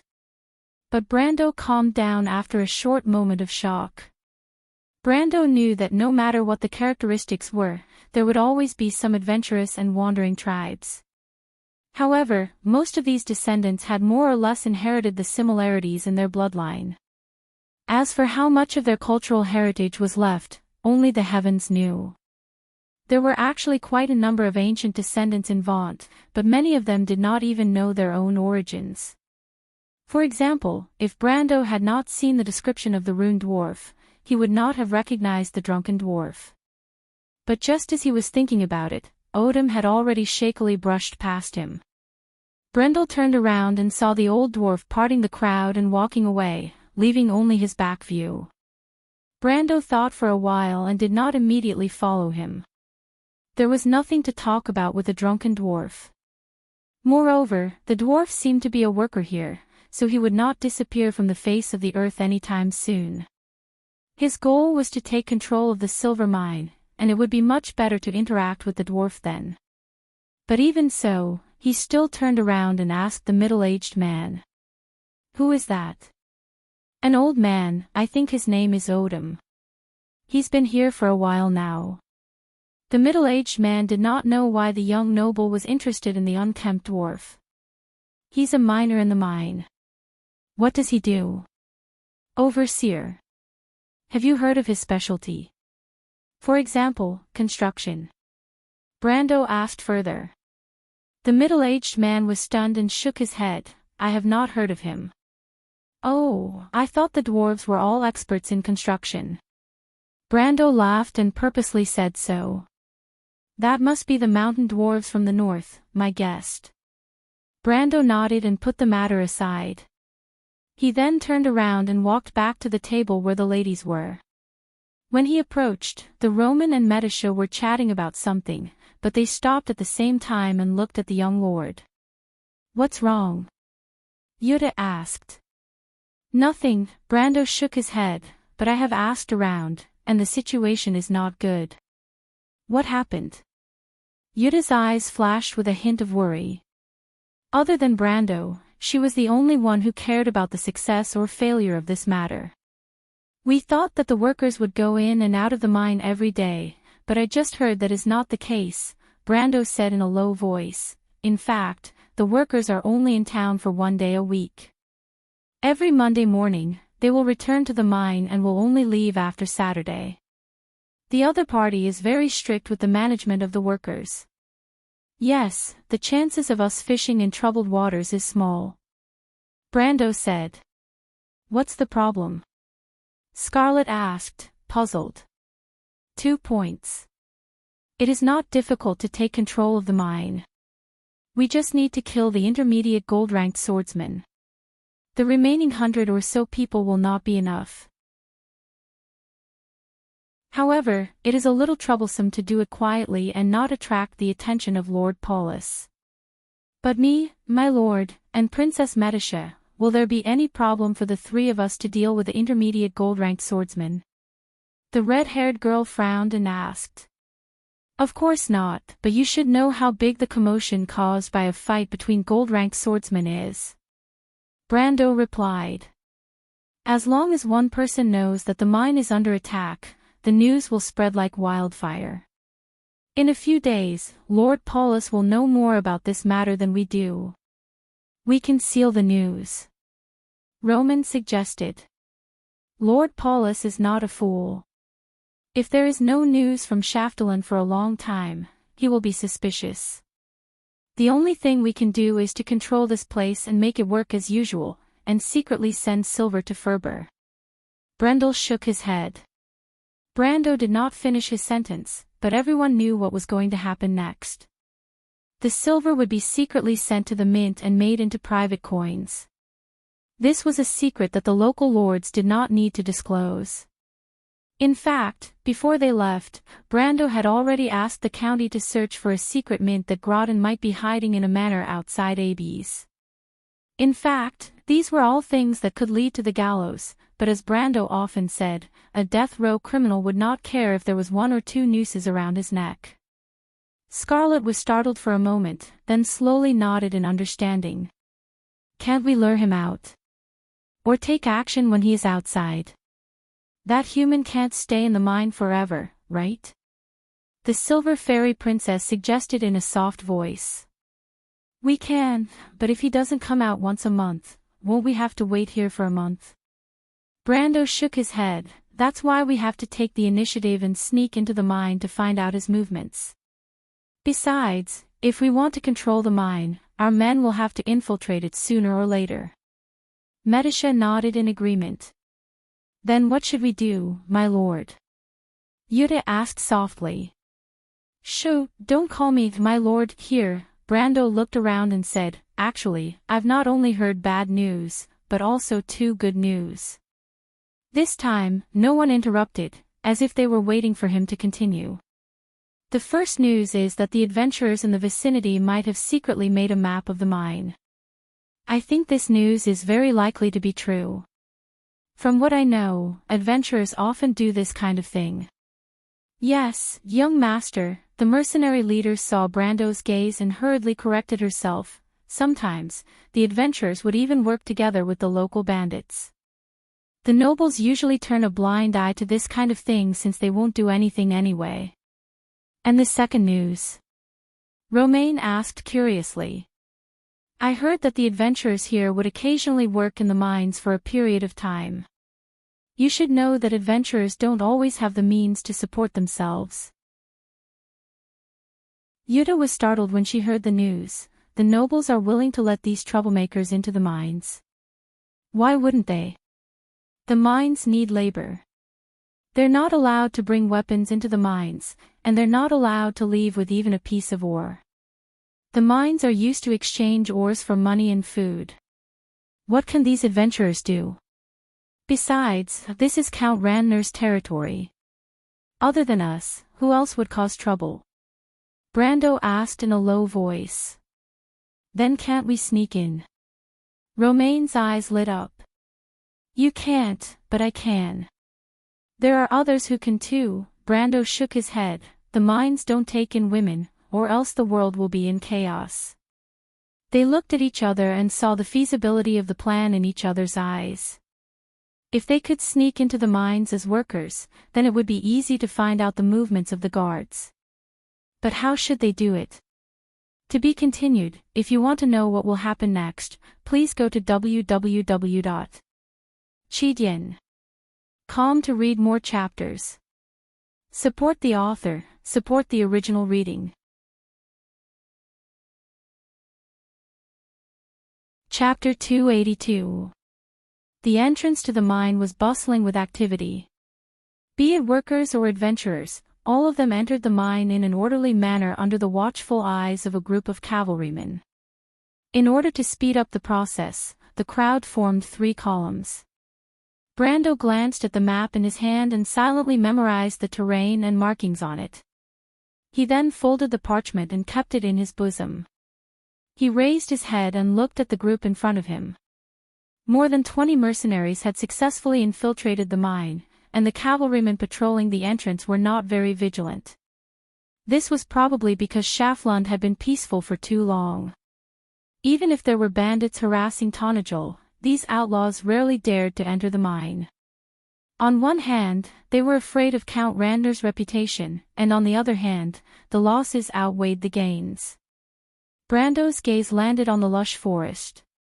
Scarlet, Metasha, and Yuta might have already infiltrated the mine. Even the weakest of them was at least a silver-ranked warrior, and it would not be difficult for them to avoid the attention of the soldiers on the tower.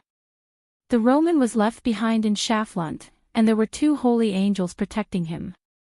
At the very least, he would not be too worried. Then, Brando heard the cavalryman in front of him shouting, "Next!" The cavalryman's voice carried a strong local accent, and he knew it was his turn. They hurriedly lowered their heads and walked forward. At first, they thought that the other party would at least make a show of searching them, but they didn't expect that the cavalrymen wearing bright silver-pointed helmets would let them pass after sweeping their gaze over their heads and seeing that no one was carrying any weapons. If I knew this would happen, maybe Yuta and the others could have disguised themselves as men and sneaked in. Brando shook his head and thought to himself. But it seems like the silver-ranked swordsman's vigilance is not that high. This is good news. After passing the sentry post, the surveillance became more relaxed. Brando looked around and quickly identified the mercenaries in disguise. Of course, the so-called disguise meant that they did not bring any weapons. Of course, he did not immediately rush forward to meet up with his men. Although it wasn't that adventurers didn't travel in groups, their group of more than 20 people was enough to arouse suspicion. Moreover, everyone had left a way to contact each other, so there was no rush. Brando had completed all sorts of quests in the Amber Sword, but he had never gone deep into enemy territory in disguise. For a moment, he couldn't help but feel a little nervous and inexplicably excited. But when he remembered that he was a gold-ranked level 1 player, he subconsciously calmed down a little. Yes, although in the past game, it was a wound where gold was as plentiful as dogs and elements were everywhere. But now, it was only the end of the year of flowers and summer leaves. The War of the Black Roses, which had begun and ended in a hurry this year, had just ignited the flames of war on the land. In this year, there were probably only a few who had the strength of a gold ranker before the age of 20. Brando looked to the side, silently observing the surrounding terrain, as if he was admiring the scenery. Between Schaflund and the mines, there was only a narrow, winding path through the forest. Occasionally, one could see the rolling hills of Greyhole Hill towards Trendheim, beyond the trees halfway up the hill.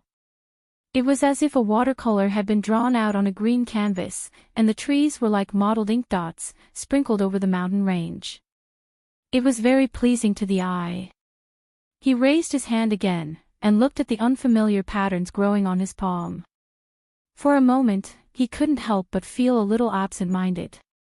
It seemed like a long journey, but in retrospect, it had only been a few months. It was as if it was yesterday, and he remembered that he was still a penniless guy. But in these few short months, he had companions, power that he could rely on, subordinates, and even his own territory. Everything was just like everything he believed in. Step by step, he controlled the foreseeable future. Until he changed the unknown fate between this ancient kingdom and himself. But now, the ship had begun to turn around. It seemed like it was no longer sailing into the darkness, but there was a glimmer of light. How nice would it be if Senior knew all of this? Brando laughed in his heart. But a unique scenery that flashed past interrupted his thoughts. Brando noticed that it was a corner of a sentry tower that peeked out from the dense canopy of trees. He saw soldiers with pointed helmets on duty. Looking further away, there were sentry towers like this on every hill. Compared to the relaxed attitude of the cavalry outside, the defensive arrangements here can be said to be tight. Brando thought. At the same time, he compared the locations of the sentry towers with the map, and he knew that the adventurers did not lie to him. The map cost him 3,000 tor, but it seemed like it was worth the price. Brando looked into the distance without saying a word, and he tried to reconstruct the surrounding terrain in his mind. But just as he was concentrating, he suddenly felt someone bumping into him from behind. He turned around and saw a young man passing by him. The young man probably did not expect to bump into someone. Or rather, he thought that Brando was just a young man who was not much older than him, but he felt like he bumped into a mountain. The huge recoil almost made him fall to the side. The young man took a few steps forward before he could steady himself. He held his chest and gasped for breath. He was obviously shocked, but he quickly raised his head and looked at Brando with surprise. But his surprise quickly turned into an apologetic look. "I'm sorry." The young man suddenly realized his mistake and apologized with embarrassment. Brando looked at the boy. He was wearing a set of adventurer's clothing. It was made from leather and did not have any other advantages. The only good thing about it was that it was durable, but it was barely acceptable to look at. "Since you said you're sorry, give me back my things." Brando paused for a moment and replied. He had seen a lot of these pickpockets in the Amber Sword. Even if he did not have this ability in the game, he could still catch the young man. Now, he was a real gold-tier swordsman. Now that he had the body of a gold-tier swordsman, it was much easier to use it than in the game with the help of the system. As soon as Brando said that, the apologetic look on the young man's face turned into one of surprise, but he immediately laughed. "You found out. That's amazing." The young man smiled, revealing his white teeth. Even though he was exposed, he did not quibble. Instead, he generously took out a pouch from under his clothes. It was Brando's money pouch. "It's okay." Brando took the pouch and replied, "Next time, remember to be gentle." Also, he solemnly added, "Pick a target." The young man nodded, but he was a little curious. "You're an adventurer." "I don't think so." "You're not from here, right? But I see that you seem to know the rules here very well." He shook his head again. "But I agree with what you said about picking a fat target. But this time, we didn't expect you to be so strong at such a young age. I feel that your reaction is much faster than Mars. That guy always likes to brag. By the way, brother, where are you from?" Brando did not know who Mar was, nor was he interested in knowing. He was not used to the young man's familiarity. He thought for a moment and replied, "I've been to many places. In fact, the rules of the Thieves' Guild are the same everywhere." But since you've returned the money, I don't want to make a big deal out of it. No one wants to offend a bunch of people for no reason. What he said was all based on his experience. In today's vaunt, an experienced adventurer would probably be able to say the same thing, but coming from a young man's mouth, it seemed a little demonic. Besides, people like you are very difficult to deal with. Brando concluded. The young man did not mind. In fact, he was happy as if Brando was praising him. After hearing Brando's words, he showed a curious expression. You said you've been to many places. That's impossible. You're so young. Brando shook his head and smiled. But it was because of this that the young man showed interest. He followed Brando and said, I'm Joka. What about you? Brando did not reply to his question, but the young man did not seem to mind. He put his hands behind his head and asked with interest, Are you telling the truth? You said we're like a thieves' guild. What's a thieves' guild like? Brando glanced at him and replied, What they did is similar to what you did. The young man raised an eyebrow. I heard there's going to be a war soon. Is that true? Brando felt a little depressed. Do you really think I'm a jack of all trades? He thought for a moment and replied, You're from here. Why are you so interested in the outside world? He could tell from the young man's accent that he was a local. But this time, the young man smiled mysteriously and replied, Nothing. I just wanted to ask. Then I won't disturb you anymore. Let's talk when we have time. With these words, he fell a step behind, then turned around and disappeared into the crowd. But Brendel's eyes were sharp, and he saw the boy running into the crowd and gathering with another group of people who were about the same age as him. He thought for a moment and decided to listen to what they were talking about. I failed. That guy is very strong. The young man who spoke first said. How strong can a guy that young be? I can even steal a few coins from the adventurers in town. Don't tell me you're too incompetent, Joka. Another voice chuckled and mocked. You can try, Mar. The young man retorted. If you don't ask for support, it looks like no one will support you. To be continued. If you want to know what will happen next, please go to www.chidien.com. There are more chapters. Support the author, support the original reading. Chapter 283. Why don't you try, Mar? The youth retorted. Tisk, he's already on his guard. You've got it all planned out, but he's pretty good. He's been to a lot of places. Joka said, even though he's not a local, he seems to know our rules. I'm surprised. A weak voice spoke up. Mar got the story from a drunkard. He's just copying the rules.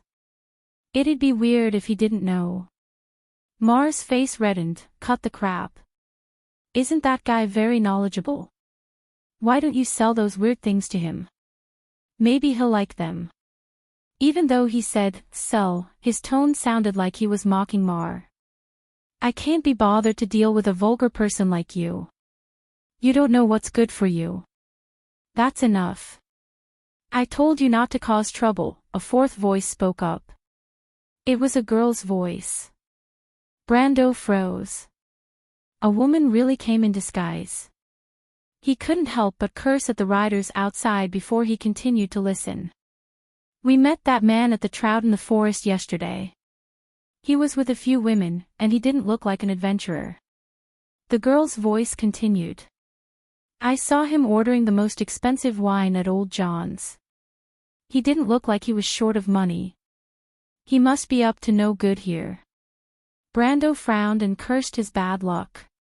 He decided to disguise himself and sneak into the mines after he heard the news, but he forgot that he had already exposed himself. However, with such a small mistake, he thought that it was impossible for someone to be caught so coincidentally. But he didn't expect Mother Marcia to play such a big joke on him. The scene yesterday afternoon was actually noticed by someone. While he was thinking about how to deal with this, the girl continued, "Should we report this?" Brando's heart skipped a beat. But the weak voice spoke up, "Shoo, don't say anything. This has nothing to do with us. Just pretend that you don't know about this. This isn't a simple matter. He might have an accomplice. None of us want to lose our heads, right?" After this voice, the others were silent for a while. "All right." Mar replied, "It's decided then. After this, we'll be leaving this place. Let's not cause any more trouble." Everyone nodded in agreement. Brando turned around. He didn't think that someone in the group would say something so insightful. He couldn't help but be interested in the person who spoke. But when he turned around, the youths were long gone. Interesting. Brendel had a strange thought in his mind. Brando didn't walk for long on the 2-mile road to the mine. But when he entered the mine, he could feel that the surveillance around him had become stricter. Schaflund's silver mine was located in the middle of a mountain range. Because of the shallow mining, the surrounding mountain walls had been hollowed out, forming a concave valley. If one looked from the mouth of the valley, they would see large patches of gray and lead-black rocks. Brando didn't recognize the silver ore, but he could recognize the watchtowers that were built on top of the mountains. He couldn't help but frown when he looked at them. It was very troublesome to get in and out of this place. He wanted to lure the gold-ranked swordsman out to kill him, but it didn't seem feasible now. He had to change his plan at the last minute. He looked around. The ground in the concave valley was relatively flat, but he couldn't see the entrance to the mine from here. Instead, he could see that there was a semi-fortress outside the valley. That should be the barracks of the local garrison. Count Rantner's secretary and adjutant should be there as well. Brendel turned around and looked at the piles of slag in the valley. There were mining carts everywhere, and workers were coming and going. Most of them were orderly, and only a few adventurers like him who came here for the first time were at a loss. But he wasn't nervous. He calmed down and followed behind the others. The soldiers wouldn't leave them alone, and he thought that someone would come and line them up soon. And it turned out that he was right. Brando soon saw a group of patrolling cavalrymen appearing from the side of the valley. They rode their mounts closer to the group of adventurers, but the cavalrymen who were wearing bright noble uniforms didn't seem to have the mood to waste time on them. Instead, they shouted at the group of adventurers, "Line up over there and get your number and tools." With that, the cavalrymen immediately turned around and walked towards the group of adventurers. Brando looked at the direction the cavalrymen pointed at. There, the manager of the mine was handing out tools and a wooden plate with a number written on it to the workers. Both of these items were not allowed to be lost or damaged in the mining area. If any of these were to happen, they would be severely punished. The wound of this era did not have any humanitarianism.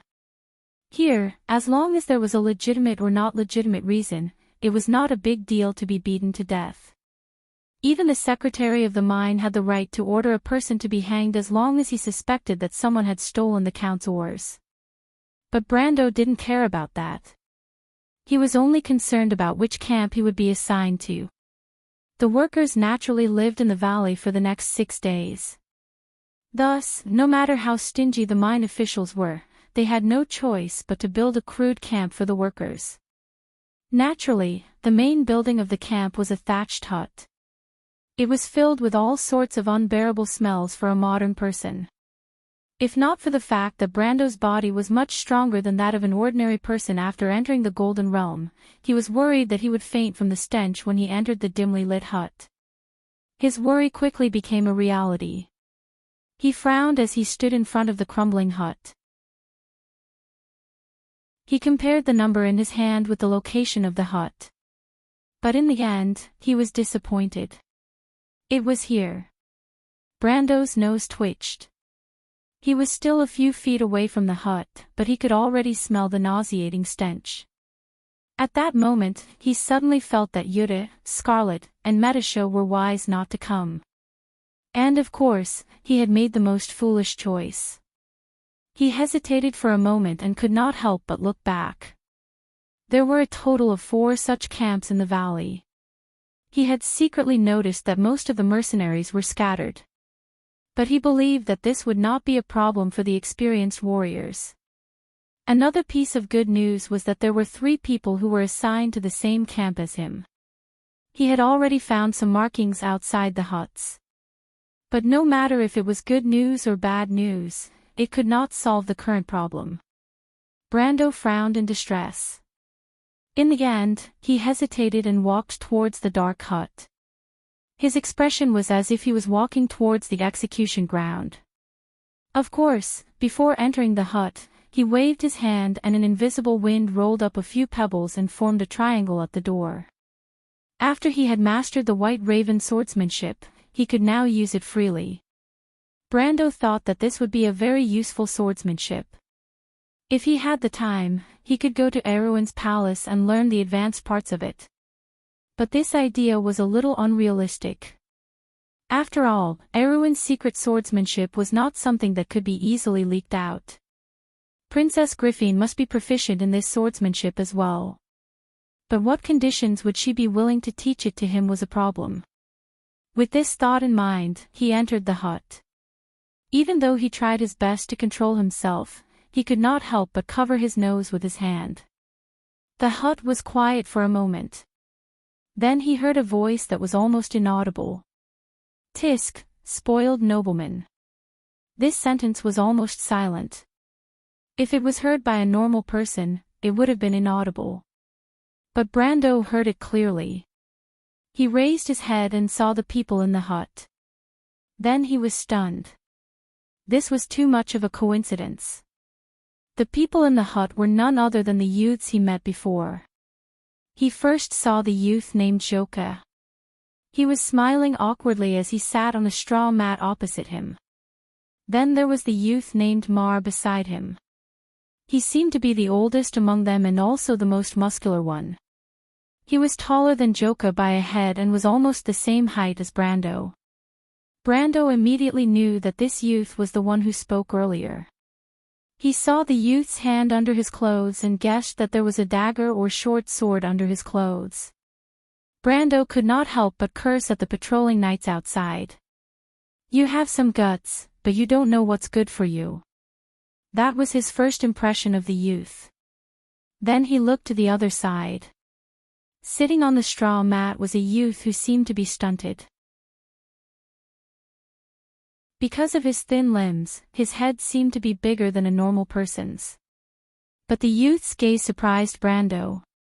It was neither Jokia's nor Mar's alertness. It was a look of observation. He was observing him. Brando's interest was piqued. He knew that he was different from a few months ago. He had experienced battles, killed people, and became the leader of thousands of people. He even had the strength of a gold-ranked warrior. Even though he was trying to hide his identity, Brando knew that some things could not be hidden. For example, his gaze and temperament.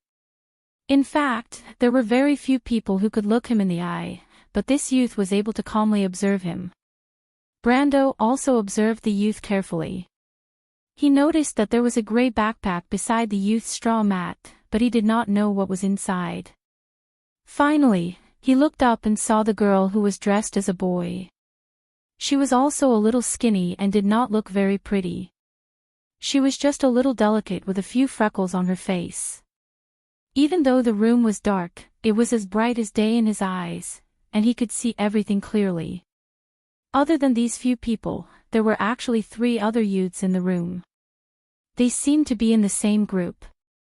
But that was not what Brando wanted to complain about. What he really wanted to complain about was 8 people in such a small room. Oh my God, Martha. Even the third-rate university I went to wasn't this stingy. What a bunch of bastards. To be continued. If you want to know what will happen next, please go to www.chidian.com to read more chapters. Support the author, support the original reading.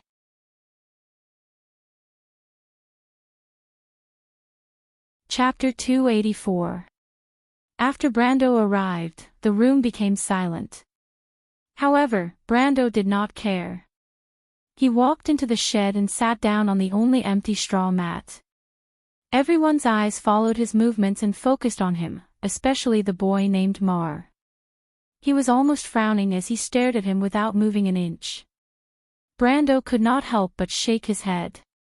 Was he that scary? He did not do anything on the surface, but as a gold ranker, he knew everyone's movements like the back of his hand. Their tense muscles and heavy heartbeats proved that they were very nervous. However, he did not try to dispel their nervousness. He thought that it was better this way.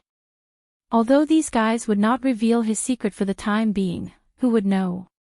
It would be good if he could monitor their every move. Because of his presence, the strange and tense atmosphere in the room lasted until the evening. To be exact, it was after dinner. Most of the workers arrived at the mine on Sunday night. The silver mine usually started work the next morning. Brando had a lot of time to familiarize himself with the situation here. However, he did not try the terrible dinner. He could not tell what was cooking in the pot. It was green and sticky, like a witch's potion. It even had a rancid smell. Just one look was enough to make him lose his appetite, let alone eat it. He was only glad that he had brought enough food with him under Jana's reminder. At the same time, he suspected that the female mercenary leader had done similar work before. Otherwise, how could she be so experienced? After walking around outside and confirming the location of the other camps, Brando returned to his shed.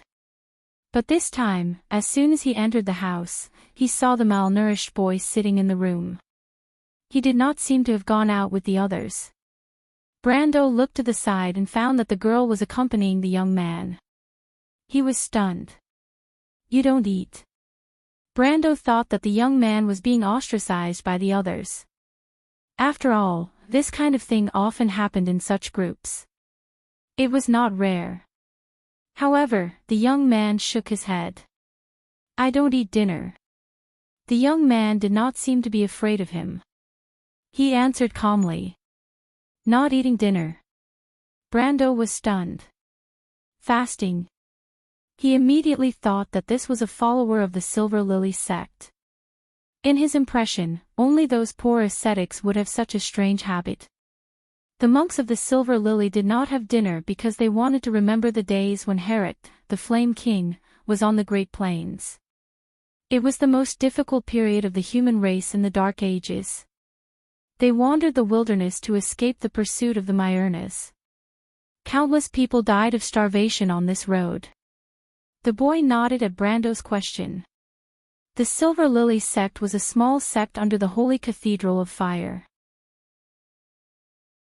It was very common in the Erech region, but most of the followers of this sect did not practice fasting, unless they were apprentices who had been taught. So Brando looked at the young man and asked, "Have you studied under a cultivator before?" The youth nodded again. "I studied with a cultivator for a period of time. Although I didn't enter the sect, I still received his teachings." "Monsieur," he answered politely. "You can read?" Brando asked. The young man nodded. This was incredible. Freya only knew a few words when she was the captain of Butchie's militia.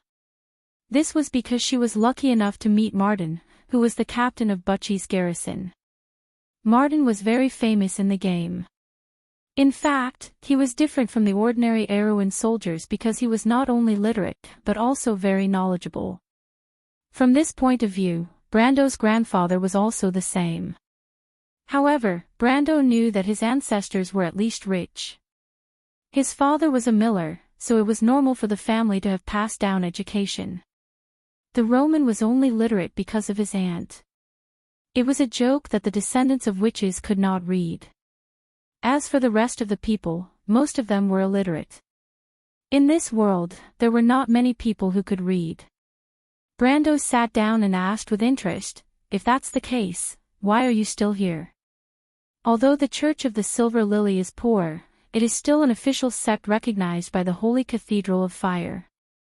Monsieur, I don't know which sect I belong to.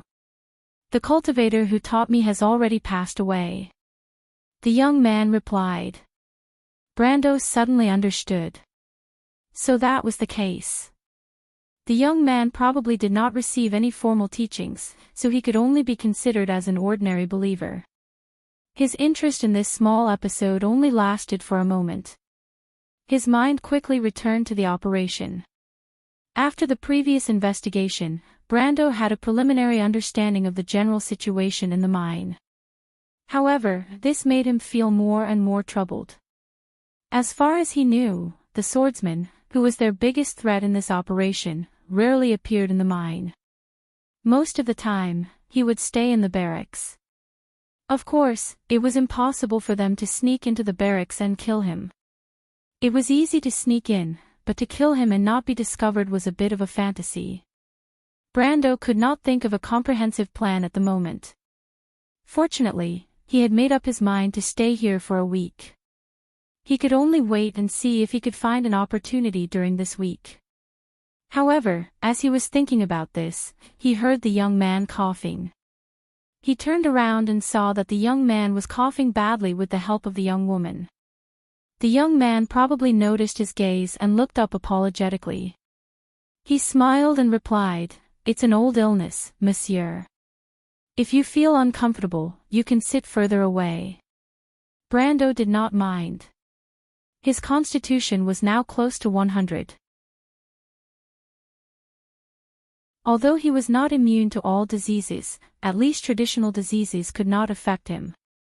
He shook his head and took out a water bag from his backpack. "There is clean water in here." He knew that the water in the mine was not for humans to drink. Some of the water in the wooden bucket had already become smelly. "Thank you." The young woman with faint freckles took the water bag from the young man's hand. Then, she looked at Brando strangely. Brando was puzzled by her look. He did not think too much when he passed the water bag to her. It was just a bag of water. As a modern person who once lived in an era of abundance, Brando obviously did not care about this little thing. But he didn't realize that in a world like Vaunt, most people living at the bottom of society still believed in the law of the jungle where the strong preyed on the weak. Here, not everyone was willing to lend a helping hand to the weak for free. In any case, Brando's unintentional action had won him a good impression of the young man. After drinking a mouthful of water, the young man's coughing became more relaxed. However, he did not have the strength to speak. After a moment of silence, the young woman spoke first. "Monsieur, I heard that you are very powerful." Brando was taken aback for a moment, thinking that this question was rather strange, and he had never considered this question before. Was he considered to be powerful? He compared it to his experience in the past when he was level 130 and shook his head. Just barely is very powerful. I heard that the adventurers outside have a rank called Iron or something. I presume that Monsieur is one of them. The young woman asked. It's the Iron rank, the young man added. Brando looked at the two of them. He did not understand why they were interested in this. However, the division of professions was not a secret. In fact, many civilians knew about it. Barely enough, just a little bit more. Brando thought that it was already very eye-catching for someone as young as him to have the strength of an Iron rank. Most of the mercenaries under him were at least in their 30s or 40s when they entered the Iron rank. However, it was better for him to be as inconspicuous as possible. So, he answered casually. He saw the two of them look at each other. Then, the young woman asked again, Monsieur, are all adventurers like you? I'm talking about Black Iron rank. Brando looked at them. Of course not. As you know, those who have the strength of an Iron rank are considered very strong among adventurers. He was not lying. Who would become an adventurer if they were stronger? Unless they were the kind of people who liked to wander around, but those people were not the majority. But after answering, he added, Why are you asking this? We want to go outside and take a look. This time, the young man spoke. Go on an adventure. The young man nodded. Brando thought that being an adventurer was not a good choice, but he did not dissuade him. In fact, to a certain extent, being a miner here was not much better. He was also a young man, so he naturally understood the young man's thoughts. But when he looked at the young man, he suddenly remembered that the young man knew more about the mine than he did. And the young man in front of him seemed to have let down some of his guard against him. Wasn't this a good opportunity to ask for information? So he thought for a moment and asked, I heard that some of the tunnels in Schaflund's silver mine are connected to the underground world of Jorgendy Ridge. Is that right? Sir, I don't know what you mean by Jorgendy Ridge. The young man shook his head. But there are some tunnels that lead to the underground world. Legend has it that no one has ever reached the end of the tunnel. Some people have even gone missing because of it.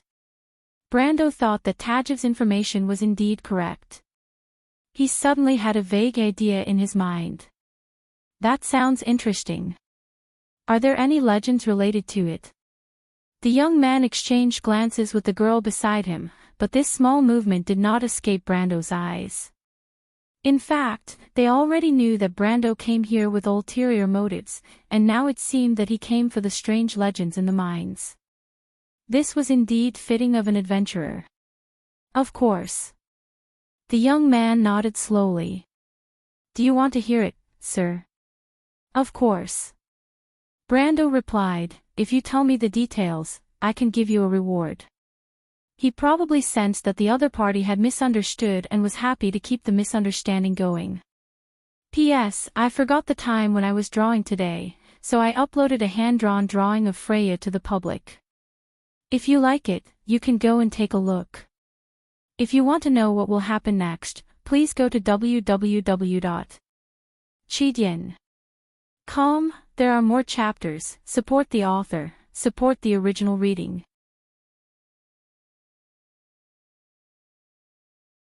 Chapter 285.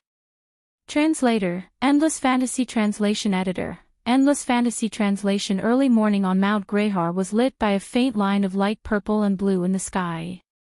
As the stars gradually faded into the white, the forest on the top of the mountain formed a unique silhouette under the faint light. But it was even earlier in the mining area. The sky was still dark, but the sound of wooden whistles could be heard. The flickering light of the oil lamp cast a deep shadow on the ground. Brando was called out of the camp like the others. Before dawn, the air in the forest was a little chilly. He looked at the thing in his hand, not knowing what to do. It was a pickaxe. Its rough wooden handle was nearly 4 feet long. Probably because it had been used by many owners, its surface had been polished smooth.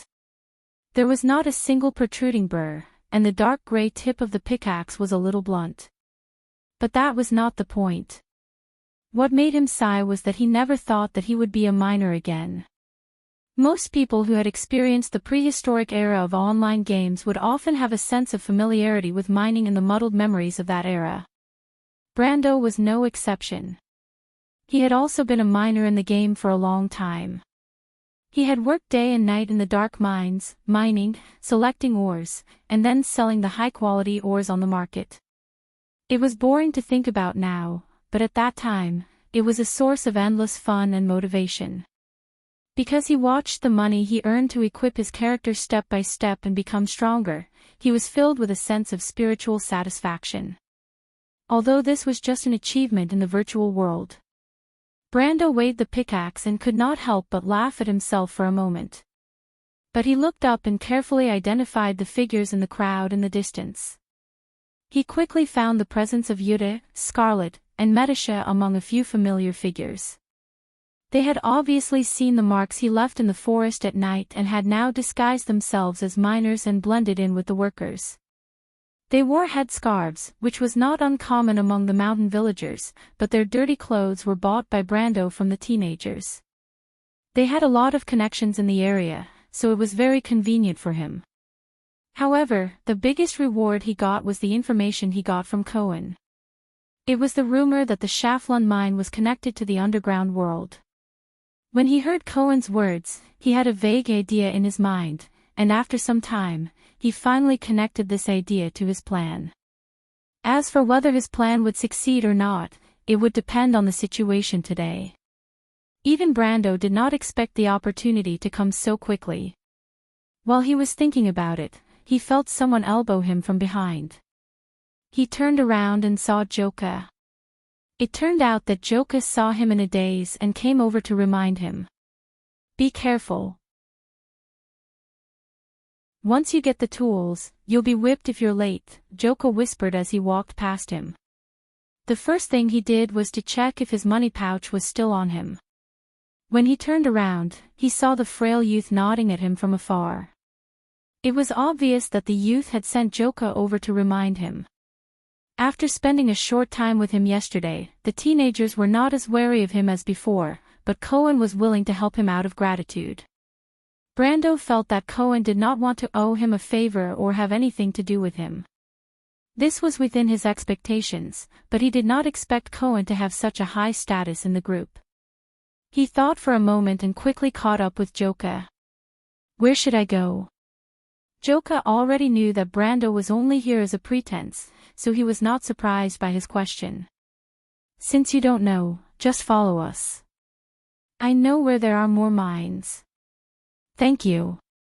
This isn't a free service, Joka turned around and rubbed his fingers together. You have money, right? Of course. Brando smiled. After the two of them entered the mine, the light naturally became soft and dim. After the silver mines in Shaflund were cleared out, the humans drilled several deep wells into the ground to mine the lower layers of the silver mines. The mine was crisscrossed under the Graha rock formation, but only oil lamps at great distances from each other outlined the meandering with the division of light and shadow. But Brando and Joka were not the only ones who went deep into the mine. The workers entered from several main entrances and quickly dispersed. He looked around, and when he saw Jana, Medisa, and Scarlet quietly blending into the crowd, he felt a little more at ease. He then retracted his gaze and followed Joka without saying a word. The place Joka mentioned was far away from the surface, but it was not the deepest part of the mine. According to Cohen, the deepest part of the mine was connected to Georgandy Ridge.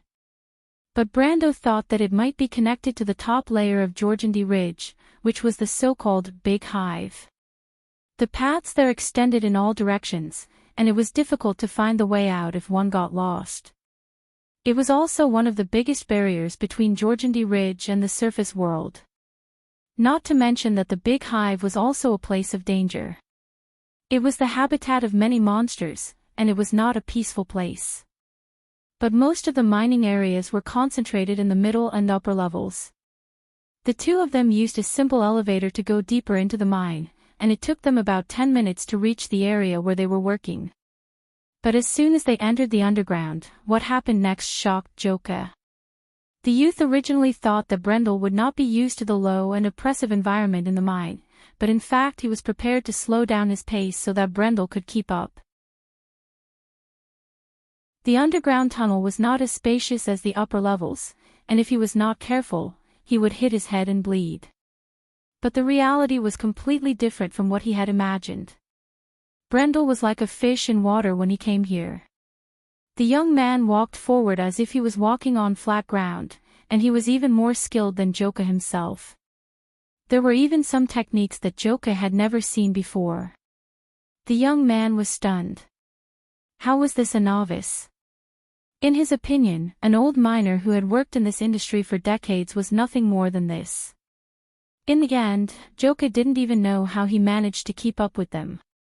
The ground was extremely hot, and by the time he stopped, he was sweating profusely and gasping for breath. Joka never thought that there would be a day when he would be out of breath while chasing someone down there. It had been a long time since he became an apprentice. Then, Brando lit up a light source. The air was quite thin down here, and it was impossible to use a flame. He took out a fluorescent crystal for lighting. To save costs, the mine used the worst type of crystal, and it was only worth a few copper coins in the market.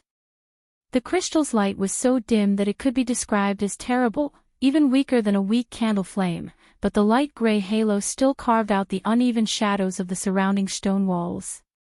But I have to admit that Joka and the others chose a good place. There's a layer of light purple on the rocks, but it's not the original color of the silver ore.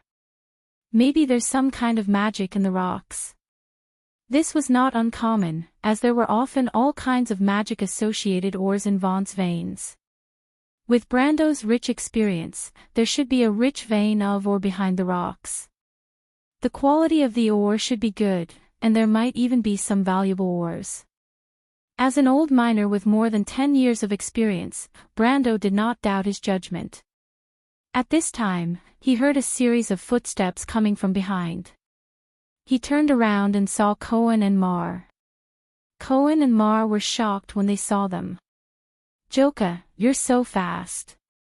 Joka panted as he glanced to Brendel and nodded to his companions. "You chose a good place," Brando said as he looked at the youths and the walls. "Humph," Mar snorted, "you can see it. The light purple rocks mean that there is cold iron in the ore. It's a rare ore." Brando looked at the slanted patterns on the rocks and asked casually, "Have you found quartz here before?" "Quartz?" Mar was surprised. "What the hell is that?" "It's also called light blue crystal," Brando replied. "Isn't that a fake crystal? Why would there be something like that in a silver mine?" Mar shook his head in disdain. "If you're looking for that, then you've come to the wrong place." Brando shook his head.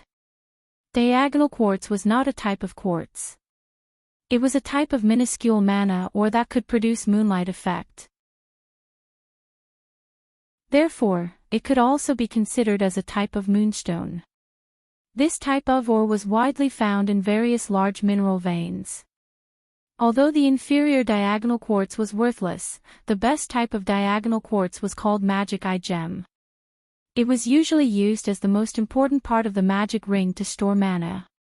Quartz in silver mines was usually of low quality, but it was in or associated with cold iron. Brando looked at the glowing walls and said, "Then you're digging in the wrong direction. If you keep digging in this direction, you might find some cold iron ore." Mar and the other youths looked at each other. "How did you know? Why are you telling us?"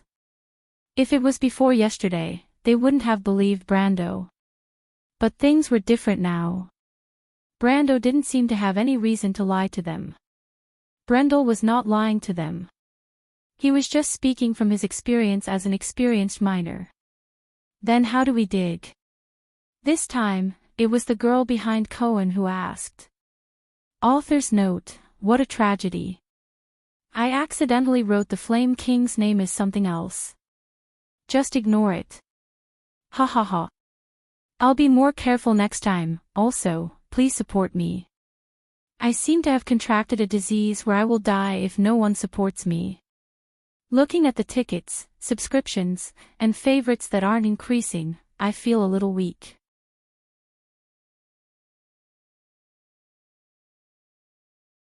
Chapter 286.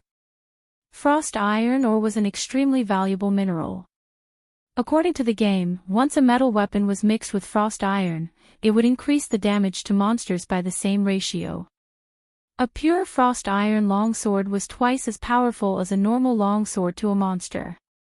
As any country in the world of Vaunt, they had to face the troubles of monsters for a long time, so the demand for frost iron was extremely high. However, this kind of ore only existed in silver mines, copper mines, and some crystal mines, so it was often priceless. In the market, frost iron was almost as valuable as gold, but the proportion of frost iron was much higher than gold, so it could be said that it was as valuable as gold. When Brando said that there was frost iron here, it naturally attracted the attention of the youths. If they could dig out some frost iron and find a way to secretly transport some of the ores to a suitable buyer, they would be able to earn an unimaginable amount of wealth. Of course, in reality, most people like them had some means to do some sneaky things. It wasn't that they didn't know about the mines, but they were too lazy to ask about them.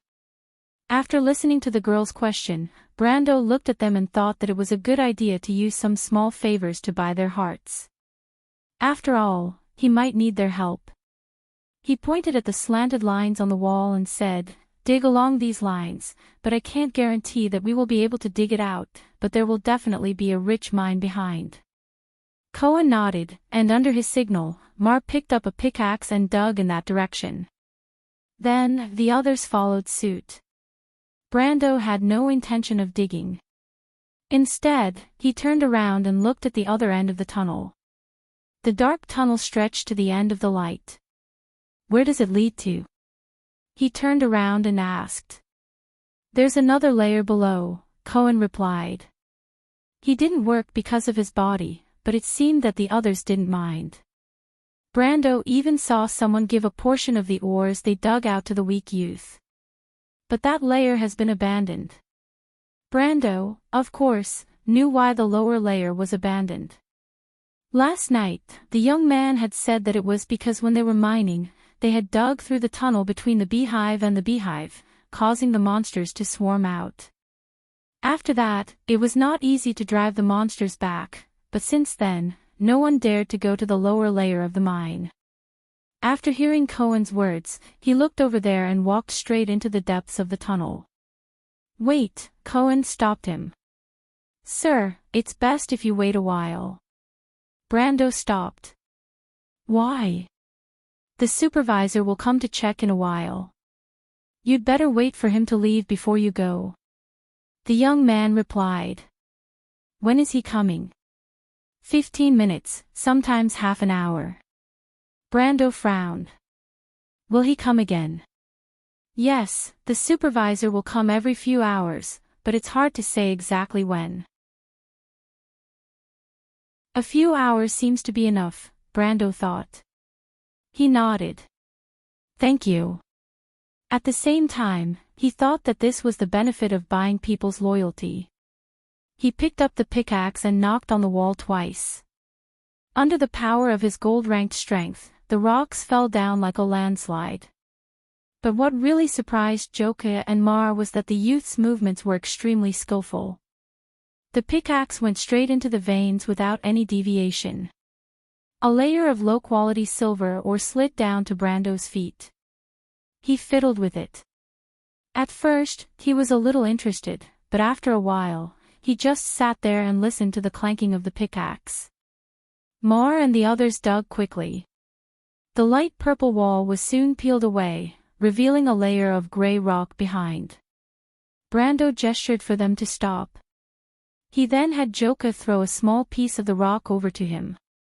He picked it up and studied it for a while. "This is the diagonal quartz. Let's continue digging." "You mean we have it?" Cohen asked. Brando nodded.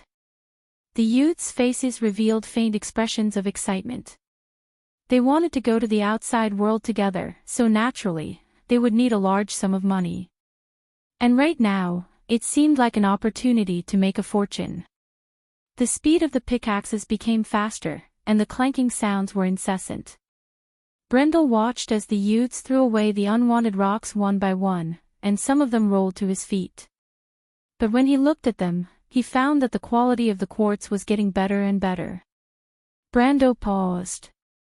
This wasn't normal. Quartz was a product of magic, and it was usually found in high-purity crystal ores. It was the opposite for metal ores. He looked up and saw that Mar, Joka, and the others had stopped digging. After the gray rock was completely broken down, a deep blue vein was revealed.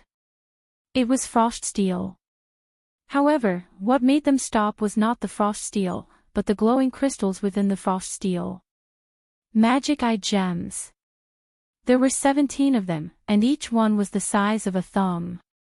He had never heard of anyone being able to dig out 17 magic eye gems in one go. Even the lowest grade magic crystal, the purple-yellow crystal, which was used to make intelligence headwear, had not been dug out in one go, let alone the magic eye gems. He patted his cheeks as if he was dreaming. He immediately looked up and asked, "Do you know what this is?" Everyone shook their heads. Brando looked at the frost steel or vein that contained the magic eye gems. In fact, the vein itself was abnormally large. Brando looked at it and estimated that there were at least 1 or 2 tons of frost steel ore in it. This amount of frost steel was already quite terrifying. The cold iron was also a product of mana contamination, but Brendel could not figure out how this vein was so unique that it could allow so much mana to gather here and form such a huge vein. He shook his head and stopped thinking about it. After a short pause, he said, "These are magic eye gems. They're very useful to me." The youths fell silent. "Okay, we'll split it 50-50. Mar immediately said. In fact, it was quite unfair for them to split it 50-50. After all, Brando was only one person, and there were 7 of them. But these youths knew that Brando was strong, and they were worried that he would be tempted by the wealth. But Brando shook his head. "I'll take them all. You can sell me your half too." He patted his waist. "I can pay immediately." Magic eye gems were the most important material for making magic rings, but that wasn't all. At least, Brando knew that the White Lion armor needed them. Even the long-lost wind-weaving bow of the Golden Elves needed them. 17 thumb-sized magic eye gems were enough to make 100 sets of armor. Brando couldn't help but think that this was really a case of traveling far and wide looking for something, only to find it by chance. The youths were silent for a while before Cohen asked, "How much are you willing to pay?" "You don't know the market price of the magic eye gem, so you won't be able to sell it." "I won't hide it from you, I'm only prepared to pay half the price," Brendel said calmly, "but even if it's half the price, I think it's enough to satisfy you." "How much is that?" the girl beside Cohen asked. 10 square gold coins. Everyone in the mine gasped. Square gold coins were the most common currency in the South, and 10 square gold coins were worth 13,000 tor. It wasn't a small sum. "You're really willing to pay that much?" Joka stammered. "Of course, together with your payment." The youth smiled awkwardly. He knew that Brando was joking with him. He had brought Brando down here and asked for 15 tor at most. The weak-looking youth didn't say a word. He nodded and gestured for his companions to pry out the crystals and give them to Brando. Brando paid without hesitation. He saw the youths nodding and biting the bag of gold coins as if they didn't believe that it was gold. But it was true that 15,000 tor was an astronomical sum for these youths. They wouldn't be able to earn that much even if they worked here for 10 years. Even if they sold the silver ore secretly, it would still be the same. Brando carefully put away the magic eye gems. The youth named Cohen asked, "Mister, do you want this cold iron?" Brando looked at the long cold iron vein. Of course he wanted it, but not now. Sooner or later, this mine would be his. He shook his head. The youth sighed in pity. Without Brando, it would be much more difficult for them to get the ores out. However, this accident was only a small interlude in the boring mining process. About half an hour later, the supervisor finally arrived. He seemed to know the youths. Not only did he greet them, he even mistook Brando for a new member. Cohen, Mar, and Brando didn't deny it this time. After the supervisor left, Brando finally found a chance to go deeper into the ground. After bidding farewell to the youths, he followed the deep, dark underground tunnel to the lowest level of the mine. The crisscrossing tunnels had been abandoned many years ago. There wasn't a single trace of life in the cold underground. If a normal person were to walk in this place alone, they would definitely feel their hair stand on end. However, Brando was satisfied as he walked in the darkness. It was best if there was no one around. In the end, he stopped at a blocked passageway. After making sure that it was deep enough, he stretched out his hand and a sky-blue card of fate appeared in his palm. It was the wind spirit spider. P.S. You will die if you don't have anyone to support you. To be continued. If you want to know what will happen next, please go to www.chidian.com. There are more chapters. Support the author, support the original reading.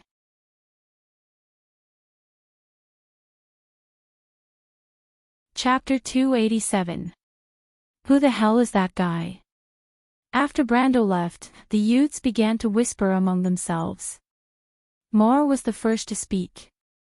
He had been against them coming into contact with the mysterious guy since last night, but ever since Brando found the location of the cold iron mine and used a large sum of money to make a deal with him, he had to admit that dealing with Brando had its benefits. However, Joka, who was the first to deal with Brando, was a little worried. 13,000 tor was not a small sum, and he felt that it was too easy to get the money. He couldn't help but turn back to look at Cohen. This frail young man was the most knowledgeable among them, and not only that, Cohen also knew magic. Every time they were injured in the mining area or in a fight, Cohen would use magic to heal them. Although there was no magic that could heal wounds in an instant, it was at least more effective than herbs. Just like that, Cohen had already become the leader of the group. It was just that Mar wasn't too convinced of it. However, Joka knew that Mar was only feeling embarrassed because he was pulled down from his position as the leader of the mercenaries. It's nothing, Cohen shook his head, let's continue digging. This has nothing to do with us. Just as he finished speaking, he heard a scream coming from the mine. It came from the direction of one of their companions. Everyone's hearts skipped a beat as they stopped and looked over. There were many mysterious legends about the depths of the dark mine. Although no one had ever been there, they were willing to meet any accidents in such a place. However, they saw their companion running out in a panic. Come and look over here. The young man hurriedly shouted. What's wrong? Cohen asked. Cohen, you'll know when you come over. I don't know what this is. Everyone was stunned again. Cohen exchanged glances with the others beside him, and then everyone leaned over together. However, they were stunned the moment they walked over. Behind the deep blue vein, which was obviously where the young man had mined, a silver edge was exposed behind the broken rock stratum. It was definitely not a rock, nor was it an ore. Instead, it looked like some kind of man-made object.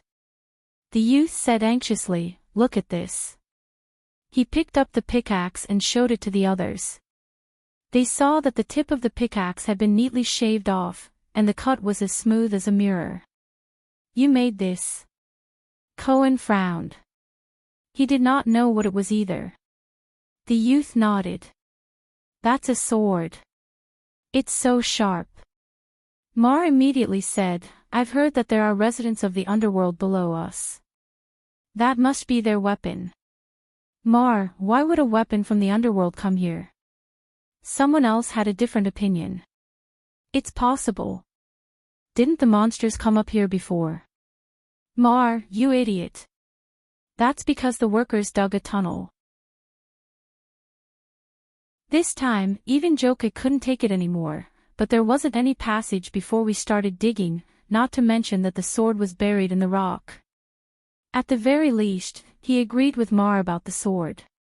Mar was about to retort, but Cohen interrupted them. Stop arguing. Let's dig it out and take a look. Dig it out. The girl was confused, it's useless to us. Cohen, I'm a little uneasy. Let's just leave it here. The youth hesitated, but his curiosity was piqued when he saw the silver gleam in the rock. He believed that Mar was right. It was something left behind by the residents of the underworld. However, he glanced at the pickaxe. Such a sharp weapon must be worth a fortune outside. Dig it out, he said.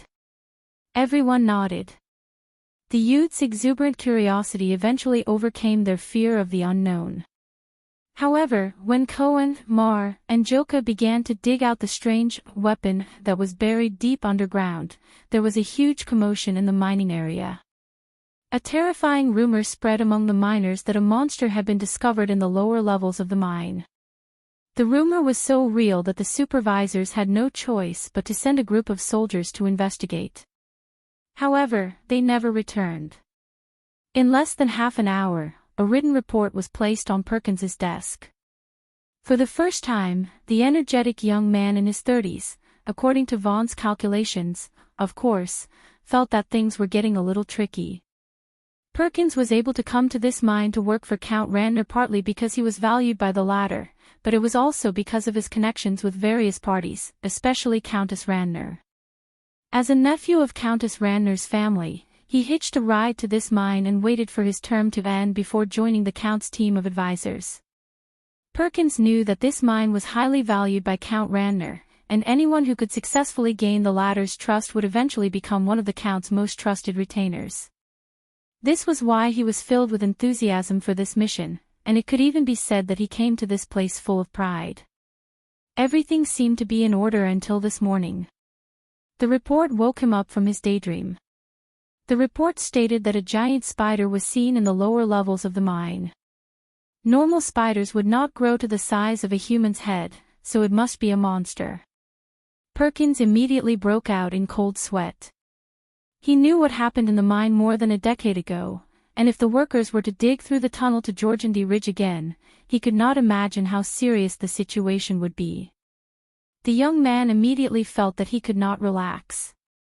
He repeatedly confirmed the situation in the mine, but the news was worse than the one before. When a group of soldiers disappeared into the mine, Perkins knew that he was in trouble. He knew that he had no ability to do so. He originally planned to get a more leisurely position in the mine that would attract Count Randner's attention, but he did not expect his luck to be so bad that he encountered the worst situation. Perkins was at a loss as to what to do. He slumped back into his seat, wondering if Count Randner would chop him into pieces if he lost the mine. This was what Coden saw when he opened the door to the mine. Coden, who had entered the gold-ranked realm 30 years ago and was one of Count Randner's most trusted subordinates, saw the young man in a daze. Even though he knew that Coden did not have much ability and that he was just a person who got in through the back door, he could not help but feel a sense of disdain in his heart. He knew that Coden did not have much ability, but he did not expect Coden to be completely useless. He coughed once, and only then did he snap Perkins out of his dazed state. Perkins's gray eyes lit up when he saw Coden standing by the door. Of course, he recognized this old executive adjutant, guard captain, and the highest military officer in the mine. Coden was different from him. He was already Count Randner's right-hand man before the year of White Frost. Coden was here to manage the daily operations of the mine, and he was fully trusted by Count Randner. Even though Perkins had cursed Coden more than once for being a damned old man, he still knew that he had to show a certain amount of respect on the surface. Furthermore, Coden was very likely to be his savior at this moment. He shouted like a drowning man grabbing onto the last straw, "Mr. Coden, you're here. We're in big trouble now." "What do you mean by big trouble?" Coden said with a hint of disdain. However, Perkins didn't dare to be too calculative at a time like this. He hurriedly recounted everything that had happened. Coden had already understood most of the situation before he came here. In fact, he was already cursing in his heart. That damned bastard kept the news from him from the start, and only called him over when things got out of hand. If he knew the truth earlier, at least his soldiers would not have lost their lives for no reason. Coden was very unhappy at this moment, but he knew that this matter was of great importance. He could only suppress his dissatisfaction and ask coldly, "Oh, then what do you plan to do, Mr. Coden?" Perkins was stunned. He knew that Coden was using this opportunity to make him unhappy, but he knew that he had not handled this matter properly. He could only smile and say, "I'm not sure about the situation down there, but I'm worried that the miners will riot. I plan to send the guards down to maintain order." He looked at Coden's gloomy face and gulped. "That, at least we'll need some people." Coden snorted coldly and interrupted him. "Bullshit idea. If you send the guards down, won't the miners know that something is wrong down there? They'll only become more chaotic. There are thousands of miners in this mine, and you want to maintain order with less than 100 people. Aren't you thinking too much, Mr. Coden? Perkins' face was almost disfigured by the scolding, but fortunately, he was thick-skinned and replied, "Then what should we do?" "I'll go down and take a look." Coden wiped the hilt of his sword. "Although the monsters down there are troublesome, they won't be able to stop me. I'll go down and see how serious the situation is." "Good, good, good." Perkins said the word "good" 3 times. Although the matter was not resolved yet, he was relieved that Coden was going to take action.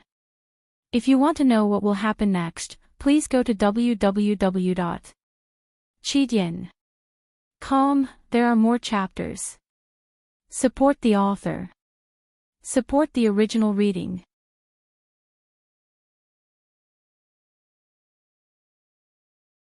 Chapter 288. After releasing the wind spirit spiders, Brando immediately returned to the upper level. Hundreds of wind spirit spiders were crawling up the mine shaft. He knew that the panicked miners would soon spread the news to the surface. A similar incident had happened in Shaflund mine before, but the attackers were dino beasts from the Beehive Zone. The mine had suffered a huge loss of manpower and property. Now that a similar monster attack had occurred, the mine's manager, who had experienced it before, would definitely do something about it. Brando did not go back the way he came. Instead, he chose a different path. He advanced in the dark tunnel. His 20 perceptive sense allowed him to adapt to the dim light. The tunnel was so deep that he could not see his own fingers, but it was as bright as day in his eyes. He leisurely passed through a tunnel that the wind spirit spiders had once passed through. The workers here had long since fled in terror.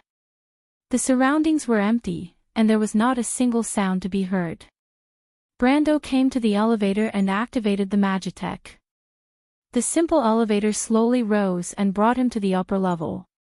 The next level was the tunnel that transported the ores to the surface. There was a wooden track on the floor, and the space was higher. The walls were supported by sturdy wooden frames. However, under the light of the torch, there was no one around. Most of the workers had fled. Brando walked out of the elevator and quickly found an inconspicuous mark on the rock layer. He followed the mark and turned a corner. Suddenly, a black shadow lurked in the shadows and lunged at him like a venomous snake. Brando's cheek was stung by the sharp blade, but he reacted quickly. He raised his hand and blocked the hand that was holding the sword. Just as he was about to counterattack, he recognized the sword. His left hand immediately grabbed his opponent's wrist and forced him to drop the sword. He heard a clang as the sword fell to the ground, followed by a soft groan of pain. It was a woman's voice. "My lord." Yuta finally recognized Brando. The red-haired, blue-eyed female commander frowned and hugged her wrist. "I'm sorry. I didn't know it was you." She knew that Brendel was powerful, but she did not expect him to be this powerful. Among the 3 leaders, only Cornelius knew Brendel's true strength. The others did not have a clear understanding of his strength before. Brendel merely grabbed her wrist and exerted some force, and she felt as though her entire body was tied up. Her wrist felt like it was broken, and she could not move at all. Yuta rubbed her wrist and was speechless. She was also a silver tier, but she was restrained the moment she made a move. Was there such a huge gap between gold and silver tier? "Where are Scarlet and Metasha?" Brando asked. "They are on the other side." "My lord, why did you call us here?" "It's a little troublesome to lure the enemy out." "We need to change our plan." Brendel flicked out his sword and sent the sword flying into the air. The sword hit the wall and bounced back, but he caught it and passed it back. "I have a plan. I received news that there was a serious accident in the Shaflund mine more than 10 years ago. The miners dug through the tunnels leading to Georgandy Ridge, which led to the invasion of monsters. My lord, are you going to use this method to lure him out? Medicia's voice came from behind Yuta. Brando saw the silver fairy princess and Scarlet coming out from behind. They had heard the commotion. The girl recognized the wind spirit spiders that Brando had summoned, and she easily came to a conclusion. Brando nodded. The captain of the guards is called Coden. He personally led the guards to drive the monsters out of the mine in the last accident. This time, he will most likely remember his experience. It's not a bad place to fight. The red-haired girl flicked her long ponytail and looked up at the ceiling. But aren't you afraid of causing a collapse? Let's just end it quickly. The enemy is an intermediate gold tier.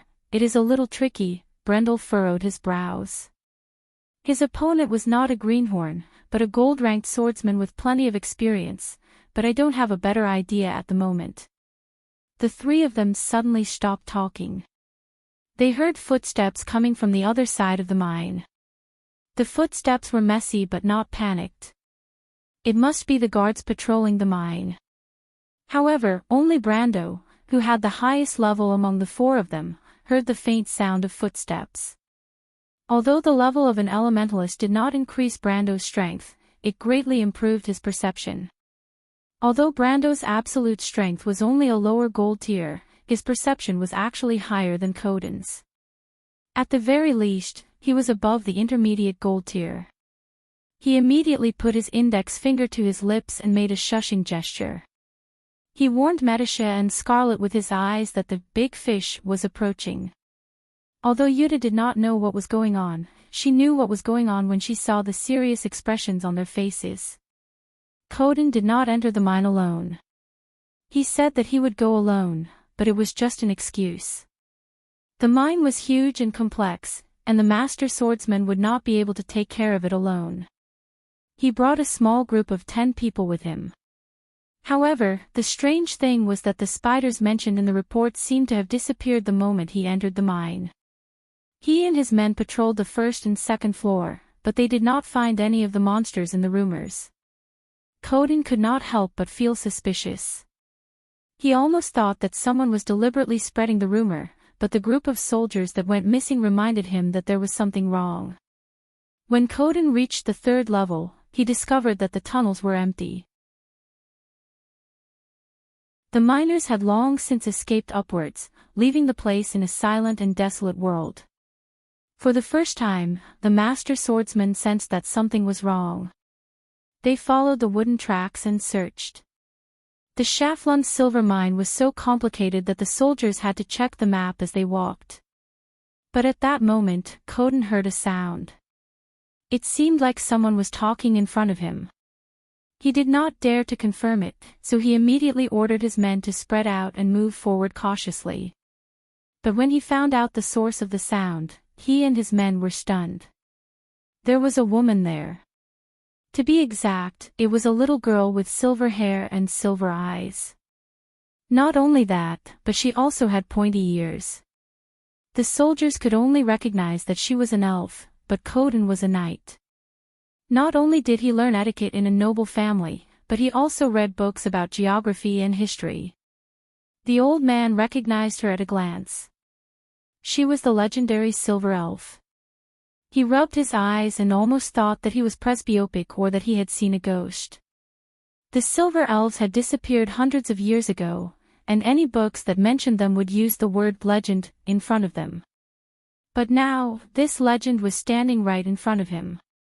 Coden was surprised, but he did not let his guard down. Suddenly, he heard a slight movement behind his ear.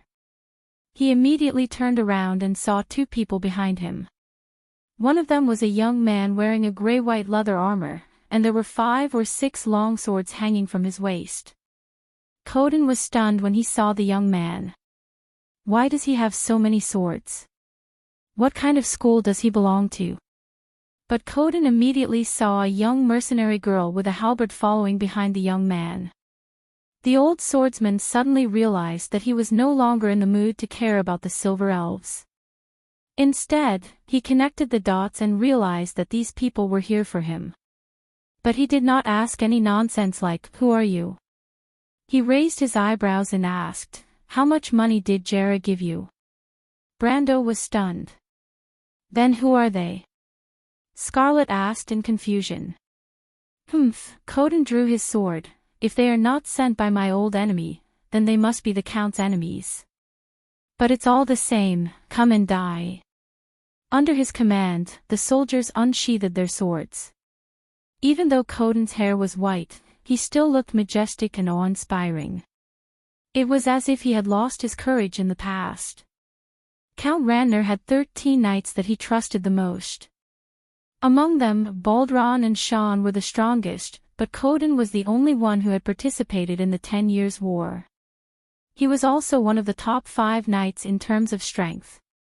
It was rumored that the old swordsman obtained gold-ranked strength 30 years ago, and he was now a middle-ranked knight. He pulled out his sword from its scabbard. But Jutta, who was hiding far away, had a different thought when she saw the scene. She glanced at Brando. Coden, the captain of Schaflun's guards, obtained gold-ranked strength 30 years ago, but he was already a middle-aged man in his 50s at that time. Now that he was old, he was only a middle-ranked gold-ranked knight. Compared to this young lord, a mortal is indeed different from a monster. She thought. When Coden saw Brando unsheathing his sword, he did not think much of it and wondered who sent 3 immature fools to cause trouble for him. But when he saw the young man releasing his aura, the air around him suddenly turned cold, and a layer of white frost began to spread from his feet, causing his eyelids to twitch. Elemental activation, gold-ranked strength. Such a young gold-ranked swordsman. But the old swordsman's shock did not end there. He immediately saw the electric arcs on Scarlet's halberd and arms, as well as the layer of white spiritual energy that condensed around Medish's body. He immediately felt his heart skip a beat. 3 opponents who had entered the gold stage. But who would be willing to send 3 geniuses here to cause trouble for him? He looked like he was in his 20s, but he was already a gold-ranked swordsman. This kind of person would attract attention no matter where he went, and would not be sent here to be an assassin. Coden subconsciously took a step back, but it was not to show weakness. Being surrounded by 2 gold-ranked opponents, even he had to consider how to protect himself. P.S. The condition of "I will die without support" has improved a little, but to fully recover, I still have to rely on the support of my fellow students.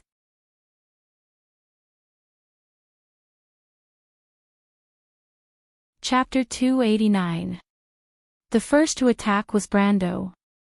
Coden did not dare to be careless in the face of a famous master swordsman. He immediately unleashed the White Raven sword style. The sword shattered from top to bottom, but the wind pressure from the sword formed a crescent-shaped gust of wind that swept towards Coden and his soldiers. The air was either compressed into a thin blade, or pushed away by a huge force. However, the gust of wind that was pushed away was equally lethal. With a few loud bangs, the gust of wind had already broken the wooden pillars that supported the walls on both sides of the cliff. Scarlet could not help but glance at the tunnel, worried that it would collapse at any moment. However, even the sturdy wood could not withstand the impact of the cyclone, not to mention the guards who had not even reached the level of iron. The wind from the sword swept through the entire corridor, and the 10 guards immediately fell to the ground. If they were not beheaded, then they were cut in half at the waist. The White Raven sword style was an intermediate-level swordsmanship, and Coden did not dare to take the attack head-on. He leaped up to avoid the sharpest part of the sword and used his hand to break through the cyclone at the top of the tunnel. At the same time, he thrust his sword towards Brando. These veterans who had experienced 10 years of war were most familiar with the classic arrow in military swordsmanship, and Coden was no exception. However, Brando was very familiar with this style of swordsmanship. He quickly retreated when he saw Coden's attack, and Scarlet caught up with him. Clang! She raised her halberd and blocked the sword. Lower gold tier. Coden immediately judged Scarlet's strength. Get out of my way. The old man roared and pressed his sword downwards. Scarlet's eyes widened in shock, and she took 7 steps back before she could stop herself. Coden was also shocked. He thought that Scarlet would at least retreat to the side of the tunnel, but she stopped at such a short distance. Obviously, he did not expect Scarlet's physique to be far superior as an oracle. As soon as the old man landed on the ground, he immediately launched an attack on Brando, who was retreating. The captain's goal was very clear. He wanted to break through, but how could Brando let him do as he wished? Although the sword in his hand had shattered, he was already prepared and immediately pulled out another long sword. Coden finally understood why the young man had prepared so many swords, but it was a joke that a gold-ranked swordsman didn't have a sword that suited him. The old man sneered and took a step forward. The long sword in his hand was like a silver chain as it slashed down towards Brando. That sword move could not be said to be exquisite. It was just the most basic sword move of a battle formation sword art. However, when this old swordsman used it, it felt as if the sky was falling and the earth was cracking, as if Mount Tai was pressing down on him. Holy **T. Brando felt that he had made a mistake in his judgment. Whether it was Conrad or Terst, none of the gold-ranked swordsmen he had seen before could compare to this old man. Even Bugha, who was stronger than him, did not give him as much pressure as Coden. Brando knew the reason. The former was just a swordsman, while the latter was a soldier. He had only seen this kind of aura and swordsmanship from one person in this world. The White Knight, Ebden. It could be said that other than the Oracle of the Earth, Ebden was the one who forced Brando into a corner the most. Ebden was only a silver-ranked swordsman. Although Brando's own strength was weak, others might not be able to do the same. The soldier's swordsmanship was unrestrained, with an innate killing intent and aura. It was as if he was not wielding a sword, but a wall. It gave people the illusion that there was no way to avoid it and that a great disaster was about to befall them. Ebden's swordsmanship was one of the best, and Coden was a veteran who had fought in the war for 10 years. His swordsmanship was far superior to Ebden's, and even Brendel, who had been on the battlefield for a long time, felt a chill run down his spine. However, ashes were ashes after all. Brando gritted his teeth and dodged to the side, causing Coden's sword to miss. The sword hovered in the air, but the air current lashed down like a whip. With a loud bang, a 10-meter-long dent appeared in the ground. The entire tunnel seemed to tremble. Brando's scalp went numb. For the first time, he felt that it was not a wise choice to fight Coden here. No matter how he looked at it, the tunnel would not be able to withstand their attacks. However, Coden did not seem to mind. He was slightly surprised that Brando was able to dodge his attack. His gray eyebrows twitched slightly. However, he did not slow down and immediately swung his sword towards Brando. He wanted to force Brando away. This series of attacks happened in the blink of an eye. Scarlet had just stabilized herself. Brando saw Medisha rushing towards him, but she was still a step away. Coden's sword was right in front of him, but he could not retreat. However, Brando was furious. "Do you think I'm a sick cat if I don't show my might?" He activated Charge, and with a burst of speed, he disappeared from Coden's sight. When he reappeared, he had already dodged Coden's sword and stabbed towards his throat. What incredible speed! Coden could tell that this was the Sun Knight's skill. He blocked the attack with his own hand. When their swords clashed, both of them could tell that the other's understanding of swordsmanship was different. They were both Erwin's battle formation swordsmanship, but at this moment, it was time to determine who was better. Coden was excited, but when he saw Brando take a step back and his sword slanted to the side, his eyes flashed. This isn't Erwin's battle formation swordsmanship. Coden immediately took a step back and blocked Medisha's spear with his own sword. However, he did not take any further action. Instead, he shouted in a deep voice, "Stop." When Brando and Coden began to fight, the entire tunnel shook a few times. Joka felt sand falling on his shoulder. He touched it with his hand and looked up at the top of the tunnel. He could not help but ask worriedly, "What's going on? Did the tunnel collapse?" He turned to his companions and asked, "Did you guys feel it?" Mar and the others were busy digging. They had almost dug out the object from the wall. Because it was too sharp, they had no choice but to start from the sides and slowly push this shiny silver object out of the gradually sunken rock wall. When the rock layer was peeled away, they could see the outline of the object. It was not a sword, but more like a silver sphere. But why is it so sharp? They could not figure it out. The sphere slowly protruded from the wall. Some of them even touched it carefully, but it was not a big deal. This made them feel relieved. But at this time, the girl shivered. "I feel a little cold." She looked around anxiously as if something was hiding in the darkness. "The temperature seems to have dropped." Cohen's attention was focused on the silver sphere. There was a faint golden color on its surface. He had read about this metal in a book left behind by a monk, Mithril. The young man's eyes couldn't help but burn. In his memory, compared to the value of Mithril, winter iron was no different from a rock. He shook his head after hearing what the girl and Joka said. "There are occasional tremors in the mine, but they're very small. There's nothing to be surprised about. Don't scare yourself."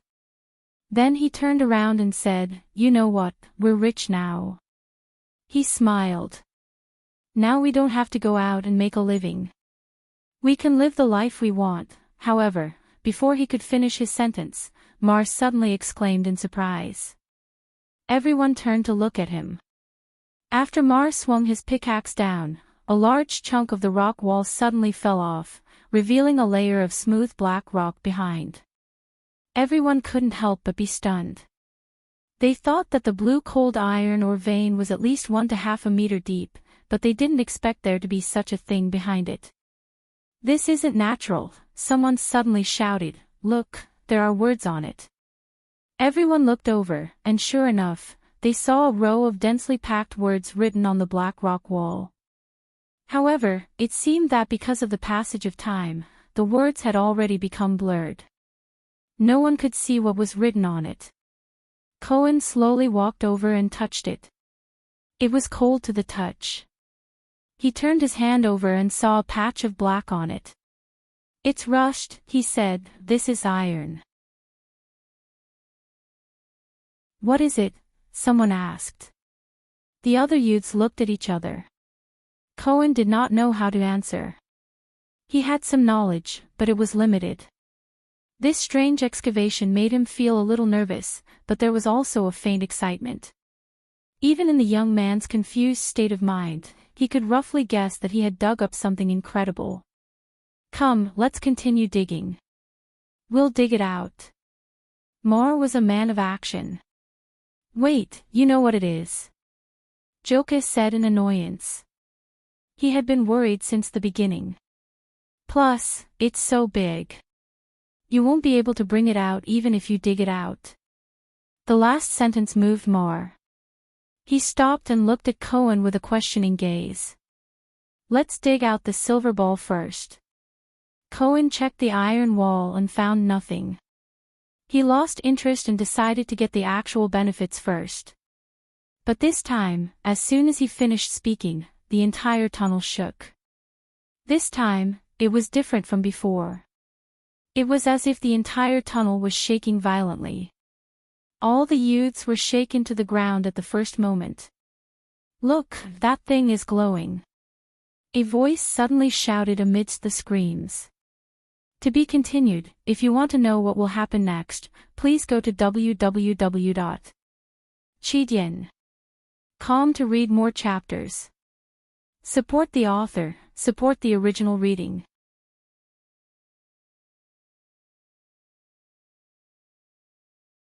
Chapter 290. Coden took a step back and used his sword to deflect the silver elf princess' spear as he shouted, "Stop!" But right at this moment, just as everyone's movements became sluggish, the ground in the mine suddenly began to shake. Brando, Metasha, and Scarlet's expressions changed and they looked up instinctively. Crack! A 10-meter-long fissure appeared on the ceiling of the mine. Sand and gravel fell from the fissure and hit everyone's faces. This sudden turn of events interrupted the battle, and Brendel immediately lowered his head and squinted his eyes.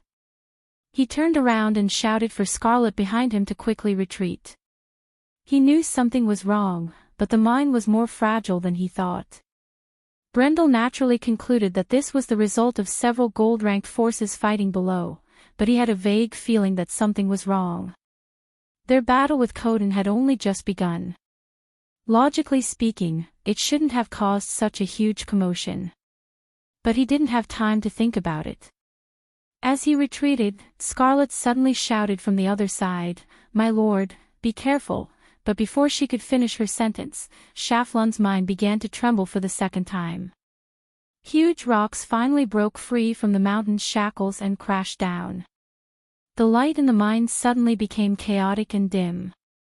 Brando wanted to avoid it, but a large amount of sand and gravel rushed towards him. Damn it!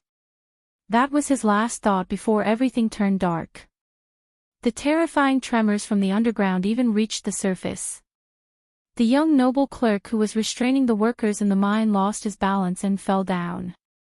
With great difficulty, Perkins crawled up from the rubble with his head bleeding. He felt the ground beneath his feet trembling and rumbling. He could not help but turn pale and look around in panic. The entire mine was in chaos. Most of the miners had been thrown to the ground, but even more people were running away. What's going on? An earthquake. Is Lady Martha angry? Perkins couldn't help but shudder. Frauda and the Moon of Frost had a hint of desolation. Griffine's pale silver eyes reflected a glimmer of light as she looked out from the balcony. In the distance, the white fog seemed to be dragging the canopy of a forest with thick, ink-like ink. Some of the trees had already lost most of their leaves. But the fireplace in the room was still burning. Sparks from the red charcoal occasionally drifted out of the iron fence and onto the red bricks outside the fireplace. The room became warmer. Her Royal Highness only had a red and white fur shawl draped over her nightgown. Her long silver hair was a little messy and floppy, as if she was sleepy. Under her nightgown, she was barefooted. She lowered her head and absent-mindedly placed her small white feet on the fluffy carpet. She watched her white skin sink into the soft fluffy fur and then smiled.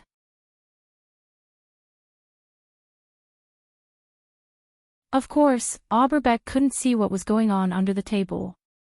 Otherwise, he would have scolded the princess, who was half his student, and told her to pay attention to her appearance and behavior. However, the old vassal's gaze was more focused on the document on the table. It was actually 3 days after the knight's tournament. The document was personally delivered by Maynard. The female knight was standing beside Auberbeck, one step behind him. She was wearing a black knight's robe. The skin on her hands and neck was as white as porcelain. She stood straight and looked straight ahead. The room was silent for a moment. After a while, Princess Griffin recovered from her low blood pressure. She rubbed her forehead and lifted her silver eyes weakly, as if she was tired. Her 2 subjects were reflected in her pupils. "I'm sorry, Auberbeck, Maynard. I woke up a little late. Rest well. Strike a balance between work and rest." It wasn't Auberbeck who said this, but the female knight. Auberbeck turned to look at her. The female knight was expressionless, but the vassal wasn't surprised. He had always been like this, out of concern for the princess. It wasn't just out of concern for the queen. "What is this?" Princess Griffin took a look at the report written on the parchment. She frowned and placed her hand on a crystal shard the size of a fist. The shard immediately lit up, and images appeared on it. Upon closer inspection, it was a record of the knight's tournament a few days ago. However, the image of a young girl was shown. The princess recognized that it was Freya. She paused for a moment and replayed it. Princess Griffin looked up and asked curiously, "Is there a problem?" "Swordsmanship," Maynard replied. "Swordsmanship. There's a problem with that little girl's swordsmanship." This time, it was Auberbeck who answered. "Isn't that Everton's daughter? What problem could there be?" the young girl asked. Maynard nodded and took out a bell and shook it. The bell rang, and the door opened. A young knight wearing a chestplate and a red cloak with white fur leaned forward and asked, "What orders do you have, Lady Maynard?" "Attack me," the female knight ordered concisely. The knight was slightly surprised, but he didn't ask any questions. He opened the door and took a step back, then immediately drew his sword. As a knight of the royal family, he had the strength of a gold tier, and his attacks were clean and efficient. However, Maynard simply took a step back and dodged his first attack. The young girl dodged to the side and at the same time closed the distance between her and the knight. She drew her sword halfway and pressed it against the knight's neck. Half of her body leaned forward and pressed the knight to the ground with her sword. In the blink of an eye, Maynard held her half-unsheathed sword to the knight's neck with one hand in front of the other, and the knight fell to the ground on his butt. "Maynard, your swordsmanship has improved again." The half-elf girl's eyes lit up. However, the knight who was sitting on the ground was not depressed at all. He held Maynard's hand and stood up. He lowered his head and replied, "I'm sorry to disappoint you." Maynard had always been the Griffin knight. Corvado. She was the knight captain of Oderfeis's royal guards. Although they weren't completely in the same system, she could still command the knights of the royal guards. It wouldn't be an exaggeration to say that she was half the boss of these knights. Towards this female boss, although there were some dissenting voices, most of the young knights in the knight regiment were convinced and looked forward to her. In the words of a jealous person, this female knight was already notorious for her ferocity. Maynard nodded and did not say much. Instead, she kept her sword and replied to Princess Griffin, "This is a military swordsmanship, a swordsmanship that was born to end a battle quickly." The silver-haired girl thought for a moment and said, "I don't remember our country's military swordsmanship being like this." "Because it has been modified," Auberbeck replied, "this is a modified military swordsmanship. It focuses on the technique, not the technique. The core of this swordsmanship is to use the simplest method to cause the enemy to lose their ability to fight." The minister pointed to his neck, waist, arms, and thighs. "Usually, it's to kill, but there are other methods. However, those who have not accumulated experience in battle would not be able to use this swordsmanship." Griffin fell into deep thought. She placed her hand on the crystal again and replayed the image. She noticed the second half of Freya's last strike. "You're talking about this?" The female knight nodded.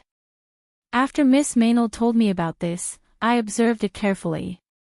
Auberbeck replied, "This little girl's move to snatch the sword was purely improvised, but the attack after that has the shadow of a military swordsmanship."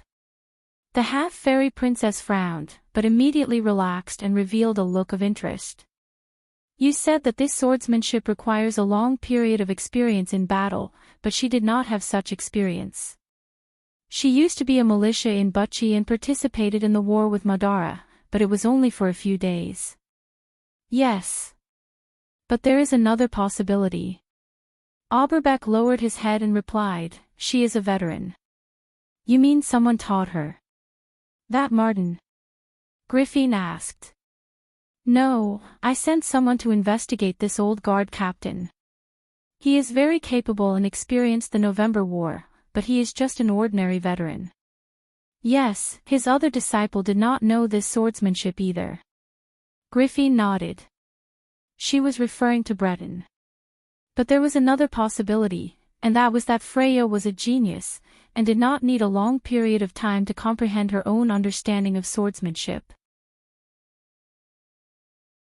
But Freya's ability was obvious to everyone present, so this possibility was not mentioned. Who could it be? Griffin was puzzled. She does not know anyone else. There is another person who is out of our sight, Your Highness. Griffin immediately reacted, and a strange light flashed in her silver eyes. You mean him? Auberbeck nodded. The half-fairy princess quickly calmed down. But he is just a young man, unless someone taught him. She tilted her head. Then do you know more about him? Griffin suddenly realized that when she asked this question, there was a strange expectation in her heart. Was it to find out more about this matter? Or was it to find out more about him? Perhaps it was a combination of both, but the princess herself did not know. Unless he can return to Butchie. You did not get any information from the people who escaped from Butchie. They are not familiar with him. Maynard interrupted. I even sent someone to ask Breton privately, but he said he did not know. He said he did not know. Griffin thought for a moment. But he said he did not know. Maynard nodded. She also felt that there was a problem, but she could not find any more clues. Let's put it aside for now. Griffin ran her fingers through her silver hair and adjusted the silver band at the back of her head. Let's go back to the matter. Can this swordsmanship be popularized? That little girl cannot. Miss Maynard observed her for a while, and she did not know much about it. Auberbeck shook his head. Unless we can find that person, Griffin raised her head and asked. Right? Both of them nodded. Griffin looked at the knight. Maynard, can't you restore the swordsmanship to its original state? You are one of the rare swordsmanship geniuses in the kingdom, can't you do anything? She asked. Maynard seemed to be thinking about something. At this moment, she regained her senses. I will try my best, but do not have too much hope. After all, I am not a warrior. I mean, this swordsmanship cannot be restored without a certain amount of battle experience. The knight replied calmly. I understand. I will ask Auberbeck to help you. Ask him to find a few veterans who experienced the November War to discuss this with you. Griffin thought for a moment. In the near future, other than preparing for the trip to Ampere Seal, spend more time on this matter. I am very optimistic about the promotion of this swordsmanship, so I will have to trouble the two of you. This old one understands. Yes. Maynard nodded slightly. P.S. Everyone, have you ever seen someone who subscribed to 999 Chidian coins last month and was just short of 1 Chidian coin, only to end up with no monthly votes this month?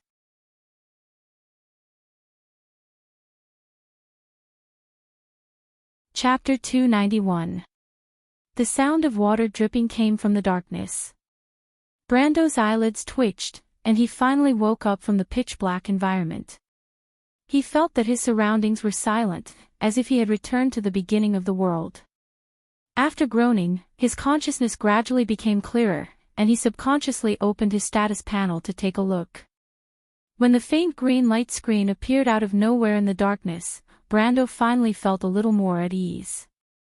The status showed that he did not have any fractures or internal injuries, and there were not even any large wounds, just some abrasions and impacts. He then realized that he was worrying too much, and the strength of his body after entering the Golden Realm was not just for show. However, the surroundings were still pitch black, and there was no light. Even if his perception was high, he could not see in complete darkness. However, when he tried to take out the fluorescent gem, he immediately realized that a large amount of heavy earth and rocks were pressing down on his body, making him unable to move. Brando then remembered the scene when he was hit by the collapsed earth and rocks, and that was the main reason why he fainted. But he could not help but feel lucky. If it was a normal person, even if he was lucky enough to escape, he would not be able to escape the fate of suffocation. But then again, if he was just a normal person, he would have died in Butchie. Taking a deep breath, Brando extended his arms outwards, and the power of more than 100 ounces immediately shook the earth and rocks, rolling down. Then he tried again, and with the addition of power burst, he finally broke the earth and rocks pressing down on him. Once he broke free, Brando immediately patted the sand off his body and stood up, but he subconsciously wiped his forehead, and felt that his hand was cold. Stunned for a moment, he immediately took out the fluorescent gem, and under the pale light, he saw that his hand was covered in blood. F***ck, Brando cursed, and then looked around. The situation outside made him sigh in relief. After the collapse of the tunnel, the passage was not completely sealed, at least there was still a way out. The passage was at the other end of the tunnel, and the torches on the rock wall had long been extinguished, and he did not know where it led to. At this moment, the surrounding environment had greatly changed, and even Brando could not distinguish between north, south, east, and west. He was about to raise the gem and shine it in that direction, but suddenly he heard a groan behind him. Brando was stunned for a moment before he recalled everything that had happened before the earthquake. He turned around and saw the girl from the Grey Wolves mercenaries lying quietly on the other side of the rubble. Scarlet's eyes were tightly shut, and her sharp face was as pale as a sheet of paper under the pale light. Her eyelashes were trembling slightly, but they reflected a rare kind of quiet and gentle beauty. However, the young man was not in the mood to pay attention to this beauty. Instead, he was paying attention to the pool of blood that was dripping from the other party's forehead. This was somewhat abnormal. The strength of an oracle's body was far greater than that of a human's. Logically speaking, Scarlet should not have suffered such superficial wounds. He suddenly thought of a bad guess, so he slowly walked over and squatted down beside her. He reached out and touched the girl's forehead. It was boiling hot. Brando's heart skipped a beat. He let go of his hand and saw that there was a layer of faint black patterns under the girl's pale forehead. It was growing along her cheeks. This meant that Scarlet's will was fighting against the blood of God. Every time she fell into a coma, it was a serious test for her. Brando thought for a moment, took out a water skin and poured some water on his palm. He then took out the crystal that was once infused with the blood of God and placed it on her forehead. "Scarlet! Wake up!" He shouted twice, and to his relief, the girl's eyelids finally moved under the light, and then she opened her eyes. Her pupils seemed to be shrouded in a terrible layer of black and red at first, but after a while, they returned to normal. They turned into a pair of amber burning with a vigorous flame. The burning flame seemed to be the power of life, symbolizing a tenacious will. Scarlet. Scarlet was in a daze at first, but then she reacted. She looked at Brando in confusion and asked weakly, "Commander." "Eek. It's me." Brando put away the crystal and answered. The red-haired girl hesitated for a moment and said, "My lord." Then she closed her eyes quietly. She vaguely remembered that she had a nightmare. In her dream, she dreamt that she was buried under a blood-red tree. The tree's roots pierced into her body, and the crimson roots wrapped around her, constantly extracting her blood, but she couldn't move at all. This was not the first time she had such a dream, but this time it was particularly clear. She felt a little uneasy and subconsciously thought that the nightmare might be related to the blood of God in her body. "Yes, how is it? Is it okay?" Brando asked worriedly when he saw Scarlet close her eyes. The red-haired girl moved and immediately groaned in pain. She felt that her leg had been injured. Looking down, she found a long wound. Blood was seeping out of her battle robe, dyeing it red. She was a little nervous. Although the rock was sharp, it was not enough to hurt people with their level of strength. Not to mention that she was actually an oracle. Her body's toughness, resistance, and recovery ability were even better than Brando's. This was not normal. The uneasiness in her heart grew stronger. She subconsciously tried to sit up, but the pain made her groan and lie back down. She laid on the ground and gasped for breath. Her forehead was full of cold sweat, but she did not feel the pain at all. Instead, her mind was filled with another thought. Where is my power? She clearly remembered that she had gained the power of gold after she became an oracle. Didn't the Lord say the same thing? But she felt that she had no power at all. It was a feeling she had not felt for many years. She was weak and powerless, just like an ordinary person. Her power disappeared. The girl laid on the ground, her eyes out of focus. She suddenly felt a little helpless. When Makarov disbanded the Grey Wolves mercenaries, she had such an experience. Everything that she could rely on in the past seemed to have lost its meaning. It was as if she was choked by a great despair. She could not breathe. It was Brando who brought her out of this hopeless situation. The young lord gathered most of the original members of the Grey Wolves mercenaries and gave her a reason to continue living. It was not easy for her to walk out of this shadow and adapt to a new life. It could even be said that she liked this kind of life. At least in the past, the most outstanding people in Makarov's eyes were Eek and Yuta. She was just an insignificant member.